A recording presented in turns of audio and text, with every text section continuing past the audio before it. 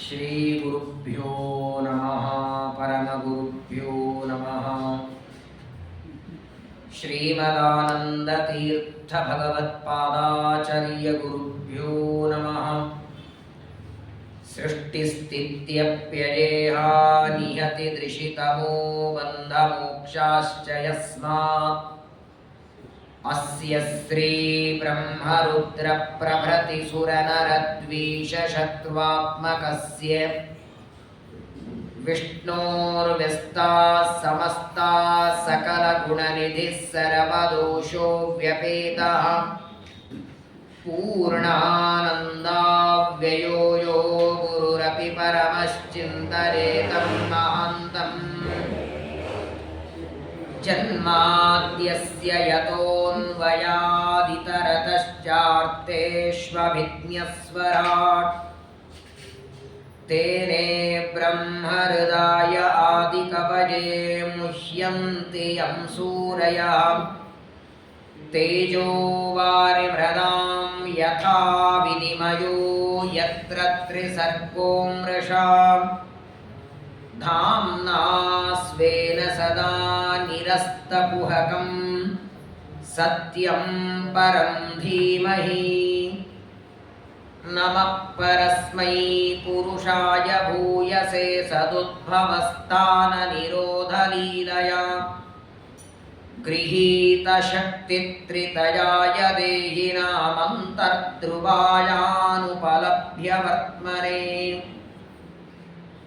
ಜ್ಞಾನೇ ವಿರಾಗೇ ಹರಿಭಕ್ತಿಭಾವೇ ಧೃತಿಸ್ಮೃತಿಪ್ರಾಣಬಲೇಷು ಯೋಗೇ ಬುದ್ಧೌ ಚ ನಾನ್ಯೋ ಹನುಮತ್ಸಮಾನಃ ಪುಮಾನ್ ಕದಾಚಿತ್ ಕ್ವಚ ಕಶ್ಚನೈವ. ಧರ್ಮವಿಜ್ಞಾನವೈರಾಗ್ಯಪರಮೈಶ್ವರ್ಯಶಾಲಿನಃ ಶ್ರೀಮದಾನಂದತೀರ್ಥಭಗವತ್ಪಾದಾನ್ ವಂದೇ ನಿರಂತರಂ. ಯಸ್ವಾನುಭಾವಮಖಿಲಶ್ರುತಿಸಾರಮೇಕಂ ಅಧ್ಯಾತ್ಮದೀಪಮತಿತಿತಿರ್ಷತಾಂ ತಮೋಂಧಂ. ಸಂಸಾರಿಣಾಂ ಕರುಣಯಾಃ ಪುರಾಣಗುಹ್ಯಂ ತಂ ವ್ಯಾಸಸೂನುಪಯಾಮಿ ಗುರುಂ ಮುನೀನಾಂ. ಶ್ರುತಿಕ್ಷೀರಾಬ್ಧಿಮಾಮಧ್ಯಧೀಮಂದರಮಹೀಭೃತಾ ಪ್ರಾಪ್ತಾ ನ್ಯಾಯಸುಧಾಯೇನ तं ಜನೇಂದ್ರಮಹಂ ಭಜೆ. ಶ್ರೀಮತೋ ರಾಘವೇಂದ್ರಸ್ಯ ನಮಾಮಿ ಪದಪಂಕಜೆ. ಕಾಮಿತಾಶೇಷಕಲ್ಯಾಣಲಲನಾ ಕಲ್ಪಪಾದಪೌ ಆಪಾದಮೌಲಿಪರ್ಯಂತಂ ಗುರುಣಾಮಾಕೃತಿಂ ಸ್ಮರೇತ್. ತೇನ ವಿಘ್ನಾಃ ಪ್ರಣಶ್ಯಂತಿ ಸಿದ್ಧ್ಯಂತಿ ಚ ಮನೋರಥಾಃ. ಶ್ರೀಗುರುಭ್ಯೋ ನಮಃ. ಬ್ರಹ್ಮ ಉವಾಚ ನಿಬೋಧತಾತೇದಮೃತಂ ಬ್ರವೀಮಿ ಮಾಸೂಯಿತಂ ದೇವಮರ್ಹಸ್ಯಮೇಯಂ. ಅಹಂ ಭವಸ್ತೆ ತತಯೇಷಮರ್ಷಿಃ ವಹಾಮ ಸರ್ವೇ ವಿವಶಾಯಸ್ಯ ದಿಷ್ಟಂ. ಸ್ವಸ್ತ್ಯಸ್ತು ಸತಾಂ ಅಶೇಷ ಸನ್ಮಂಗಲಾನಿ ಭವಂತು. ಶ್ಲೋಕೈಕಶ್ರವಣಪಠನಮಾತ್ರೇಣ ಕಥಾವಕ್ತುಶ್ಚ ಶ್ರೋತॄಣಾಂ ನಿಖಿಲಕಲಿಕತಕಲ್ಮಷಾಪನೂತನಪಟುತರೆ ಮೋಕ್ಷಾದ್ಯಖಿಲಪುರುಷಾರ್ಥಸಾಧನೀಭೂತೆ ಶ್ರೀಮದ್ಭಾಗವತೆ ಮಹಾಪುರಾಣೇ ಯತ್ಕಿಂಚಿತ್ ಪೂರ್ವೋಕ್ತಪ್ರಮೇಯಾನುವಾದಃ. ಹರಿಃ ಓಂ ಹರಿಃ ಓಂ ಹರಿಃ ಓಂ. ಶ್ರೀ ಗುರುಭ್ಯೋ ನಮಃ. ಜ್ಞಾನಿಗಳಾದ ಮನೋನಿಯಾಮಕ ರುದ್ರದೇವರ ಅವತಾರರಾದ ಶುಕಾಚಾರ್ಯರು ಪಾಂಡವರ ಮೊಮ್ಮಗನಾದ ಪರೀಕ್ಷಿತ ರಾಜರಿಗೆ ಭಾಗವತದ ಉಪದೇಶವನ್ನು ಮಾಡ್ತಾ ಇದ್ದಾರೆ. ತಮ್ಮ ಆಯುಷ್ಯದ ಕೊನೆ 7 ದಿನಗಳು ಸಾಧನ ಮಾಡಿಕೊಂಡು ಉದ್ಧಾರ ಹೊಂದಬೇಕು ಅಂತ ಪರೀಕ್ಷಿತರು ಶಾಪದ ವಾರ್ತೆಯನ್ನು ಕೇಳಿ ಗಂಗಾ ನದಿಗೆ ಬಂದಿದ್ದಾರೆ. ಸಮಗ್ರವಾದ ರಾಜ್ಯವನ್ನ ಮಕ್ಕಳಿಗೆ ಒಪ್ಪಿಸಿ 4 ಜನ ಮಕ್ಕಳಿಗೆ ರಾಜ್ಯ ಆಳುವ ರೀತಿಯನ್ನ ಹೇಳಿಕೊಟ್ಟು ಸರ್ವಸಂಗ ಪರಿತ್ಯಾಗ ಮಾಡಿ ಎಲ್ಲ ಆಭರಣಗಳನ್ನು ತೆಗೆದಿಟ್ಟು ನಾರುಮಡಿಯನ್ನು ಉಟ್ಟುಕೊಂಡು ವಿರಕ್ತರಾಗಿ ಶುಕಾಚಾರ್ಯರ ನಿರೀಕ್ಷಣೆ ಮಾಡ್ತಾ ಅವರ ಬರುವ ದಾರಿಯನ್ನ ಕಾಯ್ತಾ ಗಂಗಾ ನದಿಯ ದಂಡೆಯಲ್ಲಿ ಗೋಮಯದಿಂದ ಮಂಡಲ ಮಾಡಿಕೊಂಡು ದರ್ಬೆಗಳನ್ನು ಹಾಸಿಕೊಂಡು ಪ್ರಾಯೋಪವೇಶಕ್ಕೆ ಕೂತಿದ್ದಾರೆ ಪರೀಕ್ಷಿತ ರಾಜರು. ಶುಕಾಚಾರ್ಯರ ಆಗಮನ ಆಗಿ ಶುಕಾಚಾರ್ಯರಿಗೆ ಮರಣ ಕಾಲದಲ್ಲಿ ಮಾಡಬೇಕಾದ ಕರ್ತವ್ಯಗಳೇನು, ಇನ್ನ 7 ದಿನದಲ್ಲಿ ನಾನು ತಕ್ಷಕನಿಂದ ಸಾಯ್ತೇನೆ, ತಕ್ಷಕ ಬಂದು ಕಚ್ಚೋದರ ಒಳಗೆ ನಾನು ಮಾಡಬೇಕಾದ ಸಾಧನೆಗಳನ್ನು ನಿರೂಪಣೆ ಮಾಡಿ ಅಂತ ಪ್ರಶ್ನೆಯನ್ನ ಕೇಳಿದ್ದಾರೆ. ಶುಕಾಚಾರ್ಯರು ಪರೀಕ್ಷಿತನಿಗೆ ಉದ್ಧಾರದ ಮಾರ್ಗವನ್ನ ಉಪದೇಶವನ್ನ ಮಾಡ್ತಾ ಪರಮಾತ್ಮನ ನಾಭಿಕಮಲದಿಂದ ಹುಟ್ಟಿದ ಚತುರ್ಮುಖ ಬ್ರಹ್ಮದೇವರು ದೇವರ ಆಜ್ಞೆಯಂತೆ ಸೃಷ್ಟಿಯನ್ನ ಮಾಡ್ತಾರೆ. ಬ್ರಹ್ಮದೇವರಿಗೆ ಸ್ವಯಂಭುವ ಮನು ಅಂತ ಮಗ ಹುಟ್ಟುತ್ತಾನೆ, ಶತರೂಪ ಅಂತ ಮಗಳು. ಅವರಿಬ್ಬರ ವಿವಾಹ ಆಯಿತು. ಆ ಸ್ವಯಂಭುವ ಮನು ಶತರೂಪ ದೇವಿಯನ್ನು ವಿವಾಹ ಮಾಡಿಕೊಂಡು 5 ಜನ ಮಕ್ಕಳನ್ನು ಪಡಿತಾನೆ. 5 ಜನ ಮಕ್ಕಳಲ್ಲಿ 4 ಜನ ಮಕ್ಕಳ ಕಥೆಯನ್ನ ವಿಸ್ತಾರವಾಗಿ ಹೇಳಿದ್ದಾರೆ. ಪ್ರಿಯವ್ರತ ರಾಜನ ಕಥೆಯನ್ನ ಪರೀಕ್ಷಿತರು ಕೇಳ್ತಾರೆ. ಪ್ರಿಯವ್ರತ ರಾಜರು ಸಮಗ್ರವಾದ 7 ದ್ವೀಪದ ರಾಜ್ಯವನ್ನ ಬೇಡ ಅಂತ ತಿರಸ್ಕಾರ ಮಾಡ್ತಾರೆ. ಯಾಕೆ? ಸನ್ಯಾಸ ಧರ್ಮವನ್ನ ಪಾಲನೆ ಮಾಡುತ್ತೇನೆ, ನನಗೆ ಗೃಹಸ್ಥ ಧರ್ಮ ಬೇಡ. ಮದುವೆ ಮಾಡಿಕೊಂಡು ಗೃಹಸ್ಥನಾದರೆ ದೇವರಿಂದ ವಿಮುಖರಾಗ್ತೇವೆ, ದೇವರನ್ನ ಮರೆತು ಬಿಡ್ತೇವೆ. ಸಂಸಾರದ ಆಸಕ್ತನಾಗಿ ದೇವರನ್ನ ಮರೆಯೋದಕ್ಕಿಂತ ನಾನು ಸನ್ಯಾಸಿ ಆಗ್ತೇನೆ ಅಂತ ಹೊರಡುತ್ತಾನೆ. ಆ ಮಗನಿಗೆ ತಿಳುವಳಿಕೆ ಹೇಳಬೇಕು, ಮಗ ಗೃಹಸ್ಥನಾಗಿ ರಾಜ್ಯವನ್ನ ಪಾಲನೆ ಮಾಡಬೇಕು ಅಂತ ಸ್ವಯಂಭೂಮನು ತಮ್ಮ ತಂದೆಯಾದ ಬ್ರಹ್ಮದೇವರ ಹತ್ರ ಪ್ರಾರ್ಥನೆ ಮಾಡಿಕೊಂಡಾಗ ಹಂಸವಾಹನರಾಗಿ ಬ್ರಹ್ಮದೇವರು ಹೊರಟಿದ್ದಾರೆ. ಎಲ್ಲಿಂದ? ಸತ್ಯಲೋಕದಿಂದ ಬರಬೇಕು ಬ್ರಹ್ಮದೇವರು. ಭೂಲೋಕದ ಮೇಲೆ ಭುವರ್ಲೋಕ, ಮಹರ್ಲೋಕ, ಜನೋಲೋಕ, ತಪೋಲೋಕ, ಸತ್ಯಲೋಕ. ಭೂಲೋಕದಿಂದ 7ನೇದ್ದು ಸತ್ಯಲೋಕದಿಂದ ಬ್ರಹ್ಮದೇವರು ಮೊಮ್ಮಗನಾದ ಪ್ರಿಯವ್ರತನಿಗೆ ಉಪದೇಶ ಮಾಡೋದಕ್ಕೆ ಭೂಮಿಗೆ ಬರ್ತಾ ಇದ್ರೆ ಆ ಒಂದೊಂದು ಲೋಕದಲ್ಲಿರುವ ಜನರಿಗೆಲ್ಲ ಆಶ್ಚರ್ಯ. ಬ್ರಹ್ಮದೇವರು ಏನು ಹೊರಟಿದ್ದಾರೆ? ಭೂಲೋಕದ ಮೇಲೆ ಇರುವ ಭುವರ್ಲೋಕ, ಸ್ವರ್ಗಲೋಕ, ಮಹರ್ಲೋಕ, ಜನೋಲೋಕ, ತಪೋಲೋಕ, ಆ ಎಲ್ಲ ಲೋಕಗಳಲ್ಲಿದ್ದ ಜನರಿಗೆ ಒಂದು ಕುತೂಹಲ. ಅಂದ್ರೆ ಬ್ರಹ್ಮದೇವರಿಗೆ ಅವತಾರ ಅಂತೂ ಇಲ್ಲ ಭೂಮಿಯಲ್ಲಿ. ಬ್ರಹ್ಮಣೋ ನಾವತಾರೋಸ್ತಿ ಸನ್ನಿಧಾನಂತೂ ಕೇವಲ. ಅವತಾರ ಇಲ್ಲ ಅಂದ ಮೇಲೆ ಯಾವ ಕೆಲಸಕ್ಕೆ ಬ್ರಹ್ಮದೇವರು ಭೂಮಿಗೆ ಹೊರಟಿದ್ದಾರೆ ಅಂತ ಬ್ರಹ್ಮದೇವರು ಕೆಳಗೆ ಬರುವಾಗ ಎಲ್ಲರಲ್ಲಿ ಪ್ರಶ್ನೆ ಶುರುವಾಯಿತು.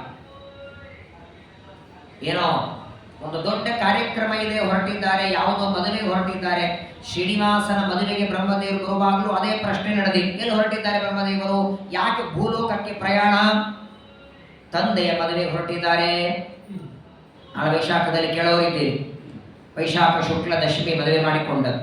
ಸರಿ, ಆವಾಗೇನೋ ಭಗವಂತನ ಮದುವೆಗೆ ಬ್ರಹ್ಮದೇವರು ಭೂಮಿಗೆ ಬಂದದ್ದು ಎಲ್ಲರಿಗೆ ಗೊತ್ತಾಯ್ತು. ಈಗ ಯಾಕೆ ಹೊರಟಿದ್ದಾರೆ?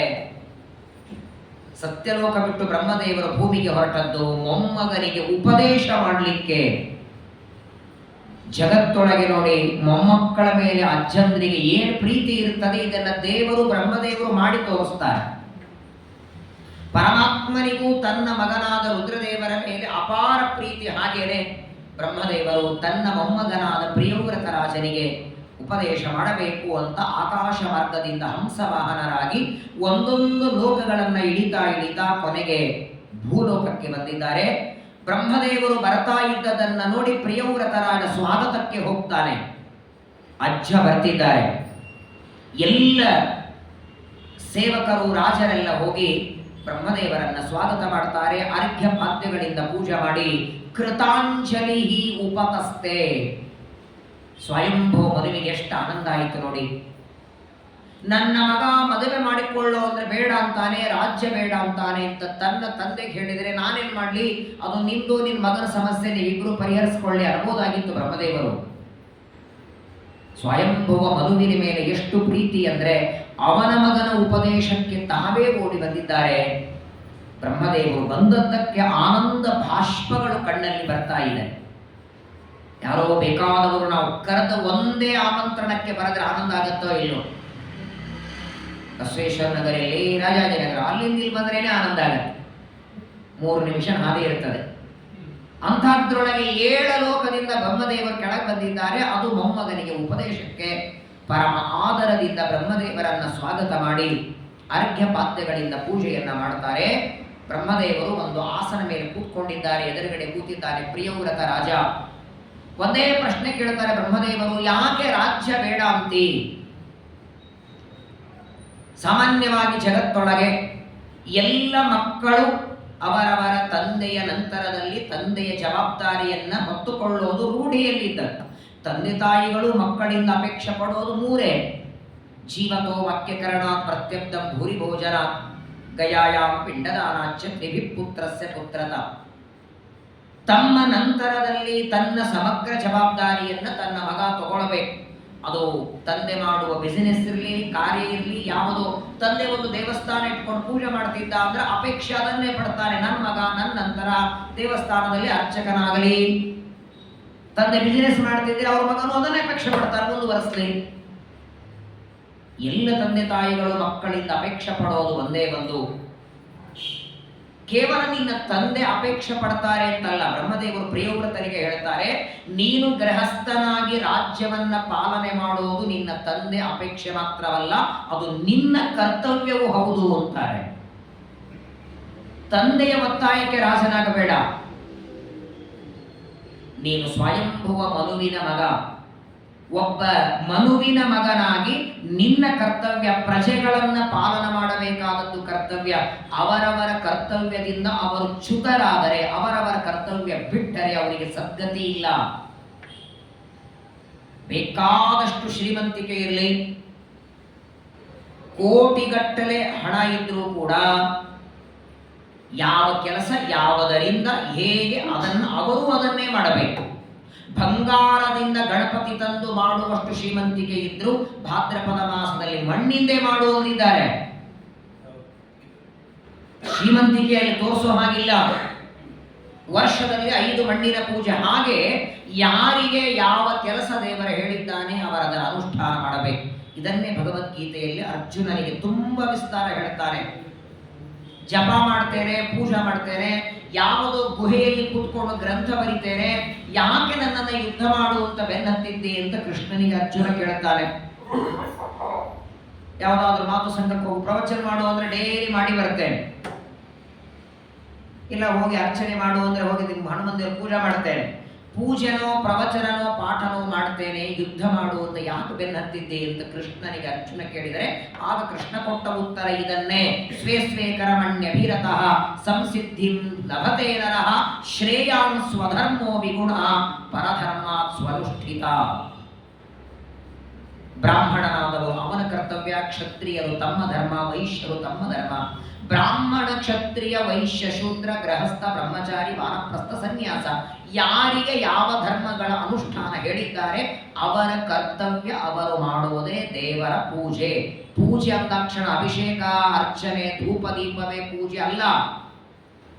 ಅಂದ ಮೇಲೆ ರಾಜ್ಯ ಪಾಲನೆ ಮಾಡುವುದು ನಿನ್ನ ಕರ್ತವ್ಯ. ಇದು ನಿನ್ನ ಕರ್ತವ್ಯವನ್ನ ನೀನು ಬಿಟ್ಟು ಯಾಕೆ ಸನ್ಯಾಸಿ ಆಗ್ತಿದ್ದಿ ಅಂತ ಮಗನಾದ ಬ್ರಹ್ಮದೇವ ಪ್ರಿಯವ್ರತನಿಗೆ, ಮೊಮ್ಮಗನಿಗೆ ಬ್ರಹ್ಮದೇವರು ಕೇಳುತ್ತಾರೆ.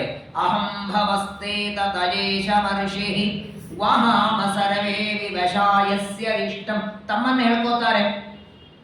ಮೊಮ್ಮಗನಾದ ಪ್ರಿಯವ್ರತನಿಗೆ ಹೇಳ್ತಾರೆ, ನೋಡು, ನಾನು ಸಂಸಾರ ಬೇಡ, ನಾನು ವಿರಕ್ತನಾಗಿರ್ತೇನೆ ಅಂದ್ರೆ ನಮ್ಮ ಅಪ್ಪ ನನಗೆ ಬಿಡಲಿಲ್ಲ. ನನ್ನನ್ನ ಸತ್ಯಲೋಕದಲ್ಲಿ ಪಟ್ಟಾಭಿಷೇಕ ಮಾಡಿ 14 ಲೋಕಕ್ಕೆ ನೀನು ರಾಜ ಅಂತ ಮಾಡಿದ್ದಾರೆ. ನನಗೆ ಸತ್ಯಲೋಕ ಕೊಟ್ಟಿದ್ದಾರೆ, ರುದ್ರದೇವರಿಗೆ ಕೈಲಾಸ, ಇಂದ್ರದೇವರಿಗೆ ಸ್ವರ್ಗಲೋಕ, ಯಮದೇವರಿಗೆ ಯಮಲೋಕ. ಇವರೆಲ್ಲ ದೇವತೆಗಳು ಭಗವಂತನ ಆಜ್ಞಾ ಪಾಲಕರು. ಒಂದು 20 ಕೋಟಿ ರೂಪಾಯಿ ಖರ್ಚು ಮಾಡಿದ ಒಂದು ದೊಡ್ಡ ಮಠ ಇದೆ. ಸುಮಾರು 20 ಕೋಟಿ ರೂಪಾಯಿ ಖರ್ಚು ಮಾಡಿದ್ದಾರೆ. ಒಳ್ಳೆ ಗ್ರಾನೈಟ್ ಹಾಕಿಸಿ, ದೊಡ್ಡ ರಾಯರ ಬಾಗಿಲಿಗೆ ಬೆಳ್ಳಿ ಬಾಗಲು, ರಾಯರಿಗೆ ಬಂಗಾರದ ಕವಚ, ಒಟ್ಟಾರೆ ಇಡೀ ಮಠದ್ದೆಲ್ಲ ಸೇರಿದ್ರೆ ಒಂದು 20 ಕೋಟಿ ಆಗತ್ತೆ. ಅಂತಹ ಒಂದು 20 ಕೋಟಿ ರೂಪಾಯಿ ಖರ್ಚು ಮಾಡಿದ ಒಂದು ಮಠಕ್ಕೆ ನಿಮ್ಮನ್ನ ಮ್ಯಾನೇಜರ್ ಆಗಿ ಇಡ್ತಾರೆ. ಆ 20 ಕೋಟಿ ರೂಪಾಯಿ ಮಠಕ್ಕೆ ಮ್ಯಾನೇಜರ್ ಆದಾಗ ಯಾರಾದರೂ ಬಂದು ನಿಮ್ ಜೊತೆ ಮಾತಾಡುವಾಗ ಒಳಗೊಂದಿರ್ತದೆ, ಇಷ್ಟು ದೊಡ್ಡದಕ್ಕೆ ನಾನೇ ಮ್ಯಾನೇಜರು. ಆದ್ರೆ ಒಂದು ಮರ್ತಿರ್ತಾನೆ, ಯಾವತ್ತು ಈ ಮ್ಯಾನೇಜರದಿಂದ ಹೊರಗೆ ಹಾಕ್ತಾರೆ ಅವತ್ತು ನಾನು ಒಬ್ಬ ಸಾಮಾನ್ಯ ವ್ಯಕ್ತಿನೇ, ಇದು ನಂದಲ್ಲ. ಇಡೀ ಪ್ರಪಂಚದಲ್ಲಿ ನೋಡಿ, ಒಬ್ಬ ನಮ್ಮ ಬೆಂಗಳೂರಲ್ಲಿ BMTC ಬಸ್ಗಳ ಬೆಳಗ್ಗೆಯಿಂದ ರಾತ್ರಿವರೆಗೆ ಓಡಾಡ್ತವೆ. ಒಬ್ಬ ಕಂಡಕ್ಟರ್ ಬೆಳಗ್ಗೆ 6 ಗಂಟೆಗೆ ಮೆಜೆಸ್ಟಿಕ್ ಅಲ್ಲಿ BMTC ಬಸ್ಸಲ್ಲಿ ಕೂಡುತ್ತಾರೆ. ಸಾಯಂಕಾಲ 6:30 7 ಗಂಟೆವರೆಗೆ ಅವನ ಕೈಯೊಳಗೆ ಒಂದು 50,000 ರೂಪಾಯಿ ಓಡಾಡ್ತಿರ್ತಾರೆ. ಓಡಾಡ್ತವೋ ಇಲ್ಲೋ? 20 ರೂಪಾಯಿ ನೋಟು, 10 ರೂಪಾಯಿ ನೋಟು, 50 ರೂಪಾಯಿ ನೋಟು, 100 ರೂಪಾಯಿದು, 500 ರೂಪಾಯಿದು. ಬೆಳಗ್ಗೆ 6 ರಿಂದ 8 ಗಂಟೆವರೆಗೆ ಆ ಒಬ್ಬ ಕಂಡಕ್ಟರ್ ಕೈಯೊಳಗೆ 50 ರೂಪಾಯಿ ನೋಟ್ ಇರ್ತದೆ. ಮನೆಗೆ ಹೋಗ್ಬೇಕಾದ್ರೆ ಹಾಗೆ ಬ್ರಹ್ಮದೇವರಂತಾರೆ, ಭೂಮಿಗೆ ಬಂದವರೆಲ್ಲ ಇಲ್ಲಿ ಮಾಡಿ ಹೋಗುವಾಗ ಒಪ್ಪಿಸೆ ಹೋಗೋದು. ಇಡೀ ದಿನ ನಿಮ್ಗೆ ಚೇಂಜ್ ಬೇಕಾದ್ರೆ ಕಂಡಕ್ಟರ್ ಕೊಡ್ತಾನೆ, 50 ಕೊಡು, 100 ಕೊಡು ಕೊಡ್ತಾನೆ. ತಿರುಗಿ ಮನೆಗೆ ಹೋಗುವಾಗ ಕೊಡು ಅಂತ ಕೇಳಿ ಅವನೇ ಆಟೋ ಬೇಕಾದ್ರೆ ಕೊಡಿ ಅಂತ ಕೇಳ್ತಾನೆ ನಿಮಗೆ.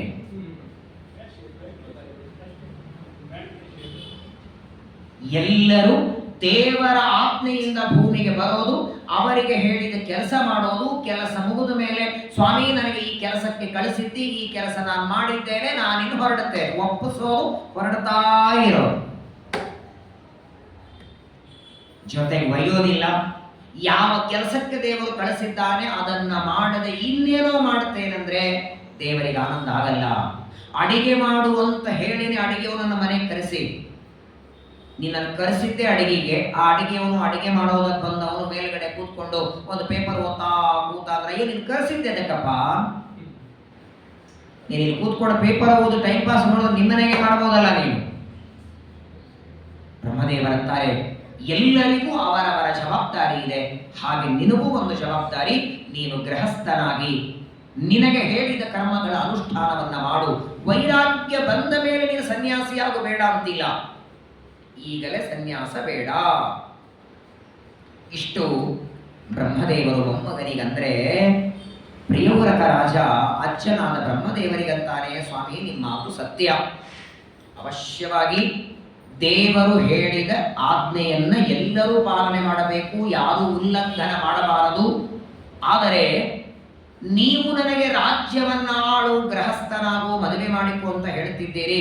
ನಾನು ಒಂದು ವೇಳೆ ಗೃಹಸ್ಥನಾದರೆ ನನ್ನ ಮನಸ್ಸು ಲೌಕಿಕವಾದ ವಿಷಯಗಳಲ್ಲಿ, ದೇವರನ್ನ ಬಿಟ್ಟು ತಾತ್ಕಾಲಿಕ ಸುಖ ಕೊಡುವ ಪದಾರ್ಥಗಳಲ್ಲಿ ತೊಡಗಿ ಬಿಡುತ್ತದೆ. ಬೇಕು ಅನ್ನೋ ಭಾವನೆ ಬರ್ತದೆ, ಅಪೇಕ್ಷೆಗಳು ಬರ್ತದೆ, ಮತ್ತಷ್ಟು ಪಡಿಬೇಕು ಅಂತ ಆಸೆ ಬರ್ತದೆ. ಅದೇ ಸನ್ಯಾಸಿಯಾದರೆ ಯಾರು ಕರೀತಾರೆ ಹೋಗೋದು, ಇಷ್ಟು ಪೂಜೆ ಪ್ರದಕ್ಷಿಣೆ ನಮಸ್ಕಾರ ಇದ್ದವರಿಗೆ ಪ್ರವಚನ ಪಾಠ ಮಾಡಿಕೊಂಡಿರಬಹುದಲ್ಲ.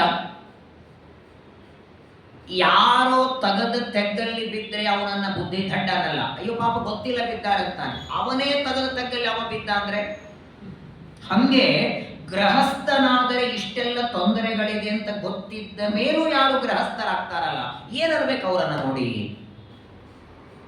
ಅದೆಷ್ಟು ಆದರದಿಂದ ಮದುವೆ ಮಾಡಿಕೊಂಡೆಲ್ಲ ಗೃಹಸ್ಥರಾಗ್ತಾರೆ. ಗೃಹಸ್ಥರಾಗಿ ದೇವರಿಂದ ವಿಮುಖರಾಗಿ ಪರಮಾತ್ಮನನ್ನ ಮರ್ತು ಬಿಡೋದಕ್ಕಿಂತ ಸನ್ಯಾಸಿ ಆಗುವುದು ಉತ್ತಮ ಅಲ್ವೇ ಅಂತ ಮೊಮ್ಮಗನಾದ ಪ್ರಿಯವ್ರತ ಕೇಳಿದರೆ ತಪ್ಪು ಅಂತಾರೆ ಬ್ರಹ್ಮದೇವರು. ತಪ್ಪು ತಿಳ್ಕೊಂಡಿದ್ದೀನಿ. ಮೊದಲನೇದಾಗಿ ಗೃಹಸ್ಥರೆಲ್ಲರೂ ದೇವರಿಂದ ವಿಮುಖರು ಅಂತ ಯಾಕೆ ತಿಳ್ಕೊಂಡಿದ್ದಿ? ನಿನ್ನ ತಲೆಯೊಳಗೆ ತಪ್ಪು ಕಲ್ಪನೆ ತುಂಬಿಕೊಂಡಿದೆ. ಗೃಹಸ್ಥನಾದ ಮಾತ್ರಕ್ಕೆ ಅವನಿಂದ ಸಾಧನೆ ಮಾಡಲಿಕ್ಕಾಗೋದಿಲ್ಲ. ಅವನು ಕೇವಲ ಆಸಕ್ತನಾಗಿ ಕುಟುಂಬದಲ್ಲಿ ಮುಳುಗಿ ಬಿಡ್ತಾನೆ ಅಂತ ತಿಳ್ಕೊಂಡದ್ದೇ ತಪ್ಪು.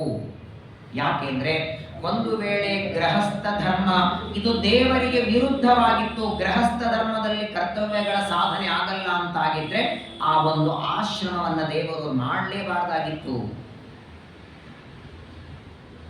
ಯಾವುದು ಸರಿ ಯಾವುದು ತಪ್ಪು ಇದು ನಮಗಿಂತ ಚೆನ್ನಾಗಿ ಅವನಿಗೆ ಗೊತ್ತಿದೆ. ಒಂದು ಆಕಳಿಗೆ ಮೂಗಲ್ಲಿ ಒಂದು ಮೂಗು ಅದಕ್ಕೆ ಹಗ್ಗ ಹಾಕಿ ಅದನ್ನು ಒಬ್ಬ ವ್ಯಕ್ತಿ ಹಿಡಿದಿರ್ತಾನೆ. ಯಾವ ಕಡೆಗೆ ಎಳಿತಾನೆ ಆ ಕಡೆಗೆ ಆಕಳು, ಈ ಕುದುರೆಗಳಿಗೆಲ್ಲ ಹಾಕಿರ್ತಾರೆ. ಕೃಷ್ಣ ಅದನ್ನೇ ಮಾಡ್ತಿದ್ದ. ಎಡಕ್ಕೆ ಕುದುರೆ ಎಳೆದ್ರೆ ಬಲಕ್ಕೆ ಹೋಗ್ಬೇಕು, ಬಲಕ್ಕೆ ಎಳೆದ್ರೆ ಎಡಕ್ಕೆ ಹೋಗ್ಬೇಕು. ಹಾಗೆ ನಮ್ಮೆಲ್ಲರ ಮೂಗಲ್ಲಿ ಒಂದು ಮೂಗುತಿ ಹಾಕಿಟ್ಟಿದ್ದಾರೆ ದೇವರು. ನಾವೆಲ್ಲರೂ ದೇವರ ಅಧೀನ ಅಂತಾರೆ. ಒಬ್ಬ ವ್ಯಕ್ತಿ ಒಬ್ಬರ ಅಧೀನ ಅಂತಾದ ಮೇಲೆ ಅವನು ಹೇಳಿದಂತೆ ಮಾಡಬೇಕಾದದ್ದು ನಮ್ಮ ಕರ್ತವ್ಯ. ನಾನು ನೀನಲ್ಲಪ್ಪ, ನಮ್ಮ ತಾಯಿಯಾದ ಜಗನ್ಮಾತೆ, ಅನಾದಿ ಕಾಲದಿಂದ ದೇವರ ಮಡದಿಯಾದ ಲಕ್ಷ್ಮೀದೇವಿನೂ ದೇವರ ಅಧೀನ. ನಾನಿನ್ನೇನು ಭವಾಯ ನಾಶಾಯ ಚ ಕರ್ಮ ಕರ್ತುಂ ಲೋಕಾಯ ಮೋಹಾಯ ಸದಾ ಭಯಾಯ. ಎಷ್ಟೊತ್ತಿಗೆ ಏಳಬೇಕು, ಎಷ್ಟೊತ್ತಿಗೆ ಮಲಗಬೇಕು, ಏನು ಅಡಿಗೆ ಮಾಡಬೇಕು, ಏನು ಊಟ ಮಾಡಬೇಕು, ಯಾವುದು ಮಾಡಬೇಕು, ಯಾವುದು ದುಃಖ, ಏನು ತಗೋಬೇಕು, ಏನೇನು ನಮ್ಮಿಂದ ನಡಿಬೇಕೋ ಅದೆಲ್ಲವೂ ಒಳಗಿದ್ದು ಪ್ರೇರಣೆ ಮಾಡಿ ಸ್ವತಂತ್ರವಾಗಿ ದೇವರು ಮಾಡಿಸ್ತಾನೆ. ಜೀವ ಭಗವಂತನ ಅಧೀನ. ನಾನು ನೀನು, ನೀನು ಮಾತ್ರವಲ್ಲ, ನಿಮ್ಮಪ್ಪ ಅಂದ್ರೆ ನನ್ನ ಮಗ ಸ್ವಯಂಭವನೂ ಅಲ್ಲ, ಅವನಪ್ಪ ನಾನಲ್ಲ, ನಮ್ಮ ತಾಯಿ ಲಕ್ಷ್ಮೀದೇವಿ. ಅವಳು ಹೇಳೋ ಮಾತು ಯಂ ಕಾಮಯೇ ತಂತಮುಗ್ರಂ ಕೃಣೋಮಿ ತಂ ಬ್ರಹ್ಮಾಣಂ ತಂ ಋಷಿಂ ತಂ ಸುಮೇಧಾಂ. ಯಾರನ್ನ ಬೇಕಾದ್ರೆ ದಡ್ಡ ಮಾಡ್ತೇನೆ, ಯಾರನ್ನು ಬುದ್ಧಿವಂತ ಮಾಡ್ತೇನೆ, ಕೆಳಗಿದ್ದವನನ್ನು ಮೇಲೆ ಕೂಡಿಸ್ತೇನೆ, ಮೇಲಿದ್ದವನು ಕೆಳಗೆ ಮಾಡ್ತೇನೆ ಅಂತಾಳೆ. ಆದರೆ ಮಮಯೋನಿ ಅಂತ ಸಮುದ್ರೆ ಅಂತಾಳೆ ಕೊನೆಗೆ. ಲಕ್ಷ್ಮೀದೇವಿಯು ದೇವರ ಅಧೀನ ಅಂದ ಮೇಲೆ ನಾವೆಲ್ಲರೂ ಭಗವಂತನ ಅಧೀನರಾಗಿ ಅವರ ಆಜ್ಞೆಯಂತೆ ಪಾಲನೆ ಮಾಡಬೇಕು. ಇದನ್ನು ಮಾಡು ಅಂದಿದ್ದಾನೆ, ಮಾಡುತ್ತಾ ಹೊರಡಬೇಕಷ್ಟೇ. ದೇವರಿಗೆ ವಿರುದ್ಧವಾಗಿ ಪರಮಾತ್ಮನ ಆಜ್ಞೆಗೆ ವಿರೋಧ ಮಾಡುವ ಸಾಮರ್ಥ್ಯ ನನ್ನಲ್ಲೇ ಇಲ್ಲ, ನಿನ್ನಲ್ಲಿ ಎಲ್ಲಿಂದ ಬರೋದು ಅಂತ ಮೊಮ್ಮಗನಿಗೆ ಬ್ರಹ್ಮದೇವರಂದ್ರೆ ಆಗ ಒಂದು ಪ್ರಶ್ನೆ ಕೇಳ್ತಾನೆ. ಸ್ವಾಮಿ, ಸತ್ಯ ನಿಮ್ಮ ಮಾತು, ಎಲ್ಲರೂ ದೇವರ ಅಧೀನ. ಹಾಗಾದರೆ ಎಲ್ಲವೂ ಪರಮಾತ್ಮನ ಅಧೀನ ಆದ ಮೇಲೆ, ಎಲ್ಲರಿಗೂ ದೇವರೇ ನಿಯಾಮಕರಾದ ಮೇಲೆ ಎಲ್ಲರನ್ನ ಒಂದೇ ಕಾರ್ಯ ಮಾಡುವಂತೆ ಪ್ರೇರಣೆ ಯಾಕೆ ಮಾಡಲ್ಲ ದೇವರು? ಒಬ್ಬರಿಗೆ ಪ್ರವಚನಕ್ಕೆ ಬರುವಂತೆ ಪ್ರೇರಣೆ ಮಾಡ್ತಾನೆ, ಒಬ್ಬರಿಗೆ ಬರದೇ ಇದ್ದಂಗೆ ಪ್ರೇರಣೆ ಮಾಡ್ತಾನೆ. ಇದೇ 5:30 6:30 ಯಾರೋ ಸೀರಿಯಲ್ ನೋಡುವಂಗೆ ಪ್ರೇರಣೆ ಮಾಡ್ತಾನೆ, ಯಾರೋ ಒಳ್ಳೆ ಮಿರ್ಚಿ ಬಜಿ ತಿನ್ಬೇಕು ಅಂತ ಪ್ರೇರಣೆ ಮಾಡ್ತಾನೆ, ಇನ್ಯಾರನ್ನೋ ಬೈ ಅಂತ ಪ್ರೇರಣೆ ಮಾಡ್ತಾನೆ. ಹೀಗೆಲ್ಲ ಯಾಕೆ ಮಾಡಬೇಕು? ಪ್ರೇರಕ ಒಬ್ಬನೇ ತಾನೆ. ಎಲ್ಲರಿಗೂ ಪ್ರೇರಣೆ ಮಾಡುವ ವ್ಯಕ್ತಿ ದೇವರೊಬ್ಬನೇ ಆದ ಮೇಲೆ ಒಂದೇ ರೀತಿಯಲ್ಲಿ ಯಾಕೆ ಪ್ರೇರಣೆ ಮಾಡಲ್ಲ? ಒಬ್ಬರಿಗೆ ಒಳ್ಳೆ ಕಾರ್ಯ ಮಾಡುವಂತೆ, ಕೆಟ್ಟದ್ದು ಮಾಡುವಂತೆ, ಯಾರನ್ನೋ ಪೂಜೆ ಮಾಡುವಂತೆ ಪ್ರೇರಣೆ, ಯಾರನ್ನೋ ಬೈಯುವಂತೆ ಪ್ರೇರಣೆ. ವಿರುದ್ಧವಾದ ರೀತಿಯಲ್ಲಿ ಯಾಕೆ ದೇವರು ಪ್ರೇರಣೆಯನ್ನ ಮಾಡ್ತಾನೆ ಅಂತ ಕೇಳಿದರೆ ಅದಕ್ಕೆ ಬ್ರಹ್ಮದೇವರು ಕೊಟ್ಟ ಉತ್ತರ, ಯಾವ ವ್ಯಕ್ತಿಗೆ ಯಾವ ಕೆಲಸದಲ್ಲಿ ಪ್ರೇರಣೆ ಮಾಡಬೇಕು ಅದಕ್ಕೆ ಅವನ ಕರ್ಮವೂ ಕಾರಣ. 5:30 6:30 ಭಾಗವತ್ ಪ್ರವಚನ ಇದೆ ಅಂತ ನಿನ್ನೆ ಹೇಳಿದ್ದು. ನಿನ್ನೆ ಎಷ್ಟು ಜನ ಇದ್ರು, ಇವತ್ತೆಷ್ಟು ಜನ ಕಡಿಮೆ ಇದ್ದಾರೆ. ಹಾಗಾದ್ರೆ ಅವ್ರು ಯಾಕೆ ಪ್ರವಚನಕ್ಕೆ ಬಂದಿಲ್ಲ ಅಂತ ಕೇಳಿದರೆ ನೀವು ಕೊಡೋ ಕಾರಣ ಏನು? ಮಳೆ ಬರ್ತದೋ ಅಥವಾ ಅವರಿಗೆ ಇನ್ನೇನೋ ಕೆಲಸ. ಪ್ರಧಾನವಾದ ಕಾರಣ ಇವತ್ತು ಅವರ ಕಿವಿಯಲ್ಲಿ ಭಾಗವತ ಬೀಳಬಾರದು, ಭಗವಂತನ ಸಂಕಲ್ಪ. ಇದೆಲ್ಲ ಕಾರಣ ಆಗಲ್ಲ. ಮಳೆ ಬಂತು ಬಂದಿಲ್ಲ, ಅಥವಾ ಇನ್ನೇನೋ ಪಾಪ 5:30 ಹೊರಟಿದ್ರೆ ಆಚಾರವರು ಅಷ್ಟೊತ್ತಿಗೆ ಅವರ ಮನೆಯವರು ಕಡೆಗಳ ಬಜಿ ಕರಿತಿದ್ರು, ಅದೆಲ್ಲ ತಿಂತ. ಇದೆಲ್ಲ ಕಾರಣ ಅಲ್ಲ. ಕಾಲು ನೋವಾಯಿತು, ಕೈ ನೋವಾಯಿತು, ಯಾವುದೂ ಕಾರಣ ಅಲ್ಲ. ಪ್ರಧಾನವಾದ ಕಾರಣ ಇವತ್ತು ಈ ವ್ಯಕ್ತಿಯ ಕಿವಿಯಲ್ಲಿ ಭಾಗವತ ಬೀಳಿ, ಇವತ್ತು ಬೀಳೋದು ಬೇಡ. ಸತ್ಯ ಸಂಕಲ್ಪತೋ ವಿಷ್ಣು ನಾನ್ಯಥಾತು ಕರಿಷ್ಯತಿ. ಎಲ್ಲಿವರೆಗಂದ್ರೆ ಎಷ್ಟೊತ್ತಿಗೆ ಇರುವೆಯ ಬಾಯಿಯಲ್ಲಿ ಸಕ್ಕರೆ ಬಿಡಬೇಕು ಅಂತ ದೇವರ ಸಂಕಲ್ಪ ಅಷ್ಟೊತ್ತಿಗೆ ಬಿಡುತ್ತದೆ. ಅಂದ ಮೇಲೆ ನಾವೆಲ್ಲ ಬೇಕಾದಷ್ಟೇ ಇವತ್ತು ಎಕ್ಕಾದಾಗಲಿ 5:30 ಹೋಗೇಬೇಕು ಪ್ರವಚನಕ್ಕೆ. 3:30 4 ಗಂಟೆಗೆ ಪಂಚ ಉಟ್ಕೊಂಡು ಧೋತ್ರ ಹಾಕೊಂಡು ರೆಡಿಯಾಗಿ ಕೂತಿರಿ. ದೇವರ ಸಂಕಲ್ಪ ಇವತ್ತು ನೀವು ಮಾತು ಸಂಘಕ್ಕೆ ಬರೋದು ದೇವರ ಇಚ್ಛೆ ಇರಲಿಲ್ಲ ಅಂದ್ರೆ ಕೊನೆಗಳಿಗೆ ಬಾಗಿಲ ಹಾಕೊಂಡು ಬರಬೇಕಾದ್ರೆ ನಿಮ್ಗೆ ಯಾರೋ ದೂರ ಫ್ರೆಂಡ್ ಬರ್ತಾರೆ, ಅಯ್ಯೋ ಅಷ್ಟು ದೂರದಿಂದ ಬಂದಿದ್ದಾನೆ ಅಂತ ಮತ್ತೆ ಬಾಗಿಲ ತೆಗೆದು ಮಾತಾಡ್ತಾ 6:30 ಆಗ್ಬಿಡ್ತದೆ, ಮಂಗಳಾರತಿ ಆಗತ್ತೆ.